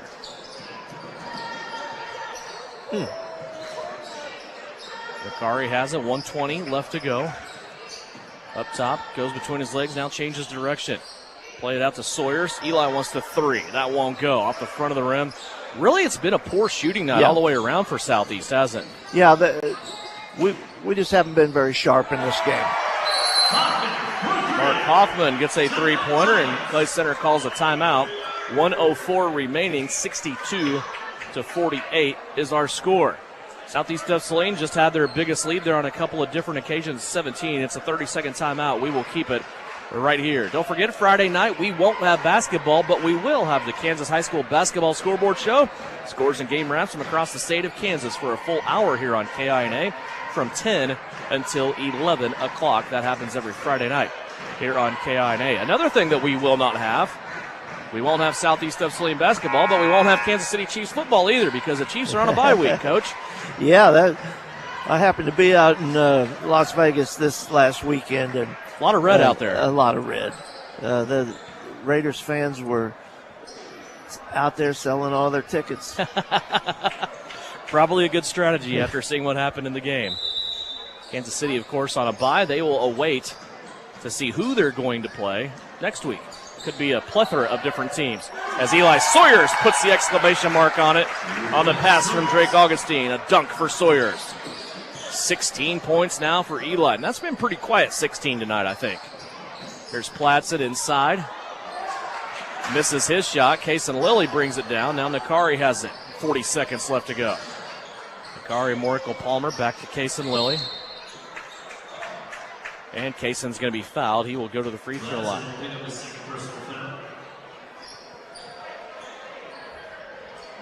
Other than the Bills and the Bengals, the Chiefs can play anyone else next weekend. It can be the Chargers, it can be the Jaguars, it could be the Dolphins. Take your pick. Case and Lilly makes the first free throw. We will still have Chiefs Kingdom show on Monday as we get ready for the playoff game. And we still don't know date or time of that yet. It could be Saturday, could be Sunday next week. Here's Drake Augustine slapping a ball out of bounds. Well, I think it's going to be the Jaguars. I think so, too. The Chargers, I don't know what they were doing last week. They got some key guys banged up now. There's a shot put up by Jace Weller. That's good. 14 points. Here's Case and Lilly down the floor. Quick layup. Good. Case and Lilly. 14 points. Remember, last year as a junior, he scored 15 against Clay Center. And that's going to do it there as Clay Center runs A shot that's no good, and Nakari Morrico-Palmer is going to dribble it out, and that is the final score. The scoreboard says 66-2. That's not right. But Southeast of Saline does win as the Trojans go to 8-0 now on the season. They will take that perfect record and a number 1 seed into the Sterling Invitational Tournament. They will start action coming up on Monday. We'll be back here in postgame. It's brought to you by Commercial Tire Centers. Final numbers, Bryson Flax and Vernon Jewelers. Gym of the game. It's all coming up after a Trojan victory, 66-49 on KINA. Winter travel can be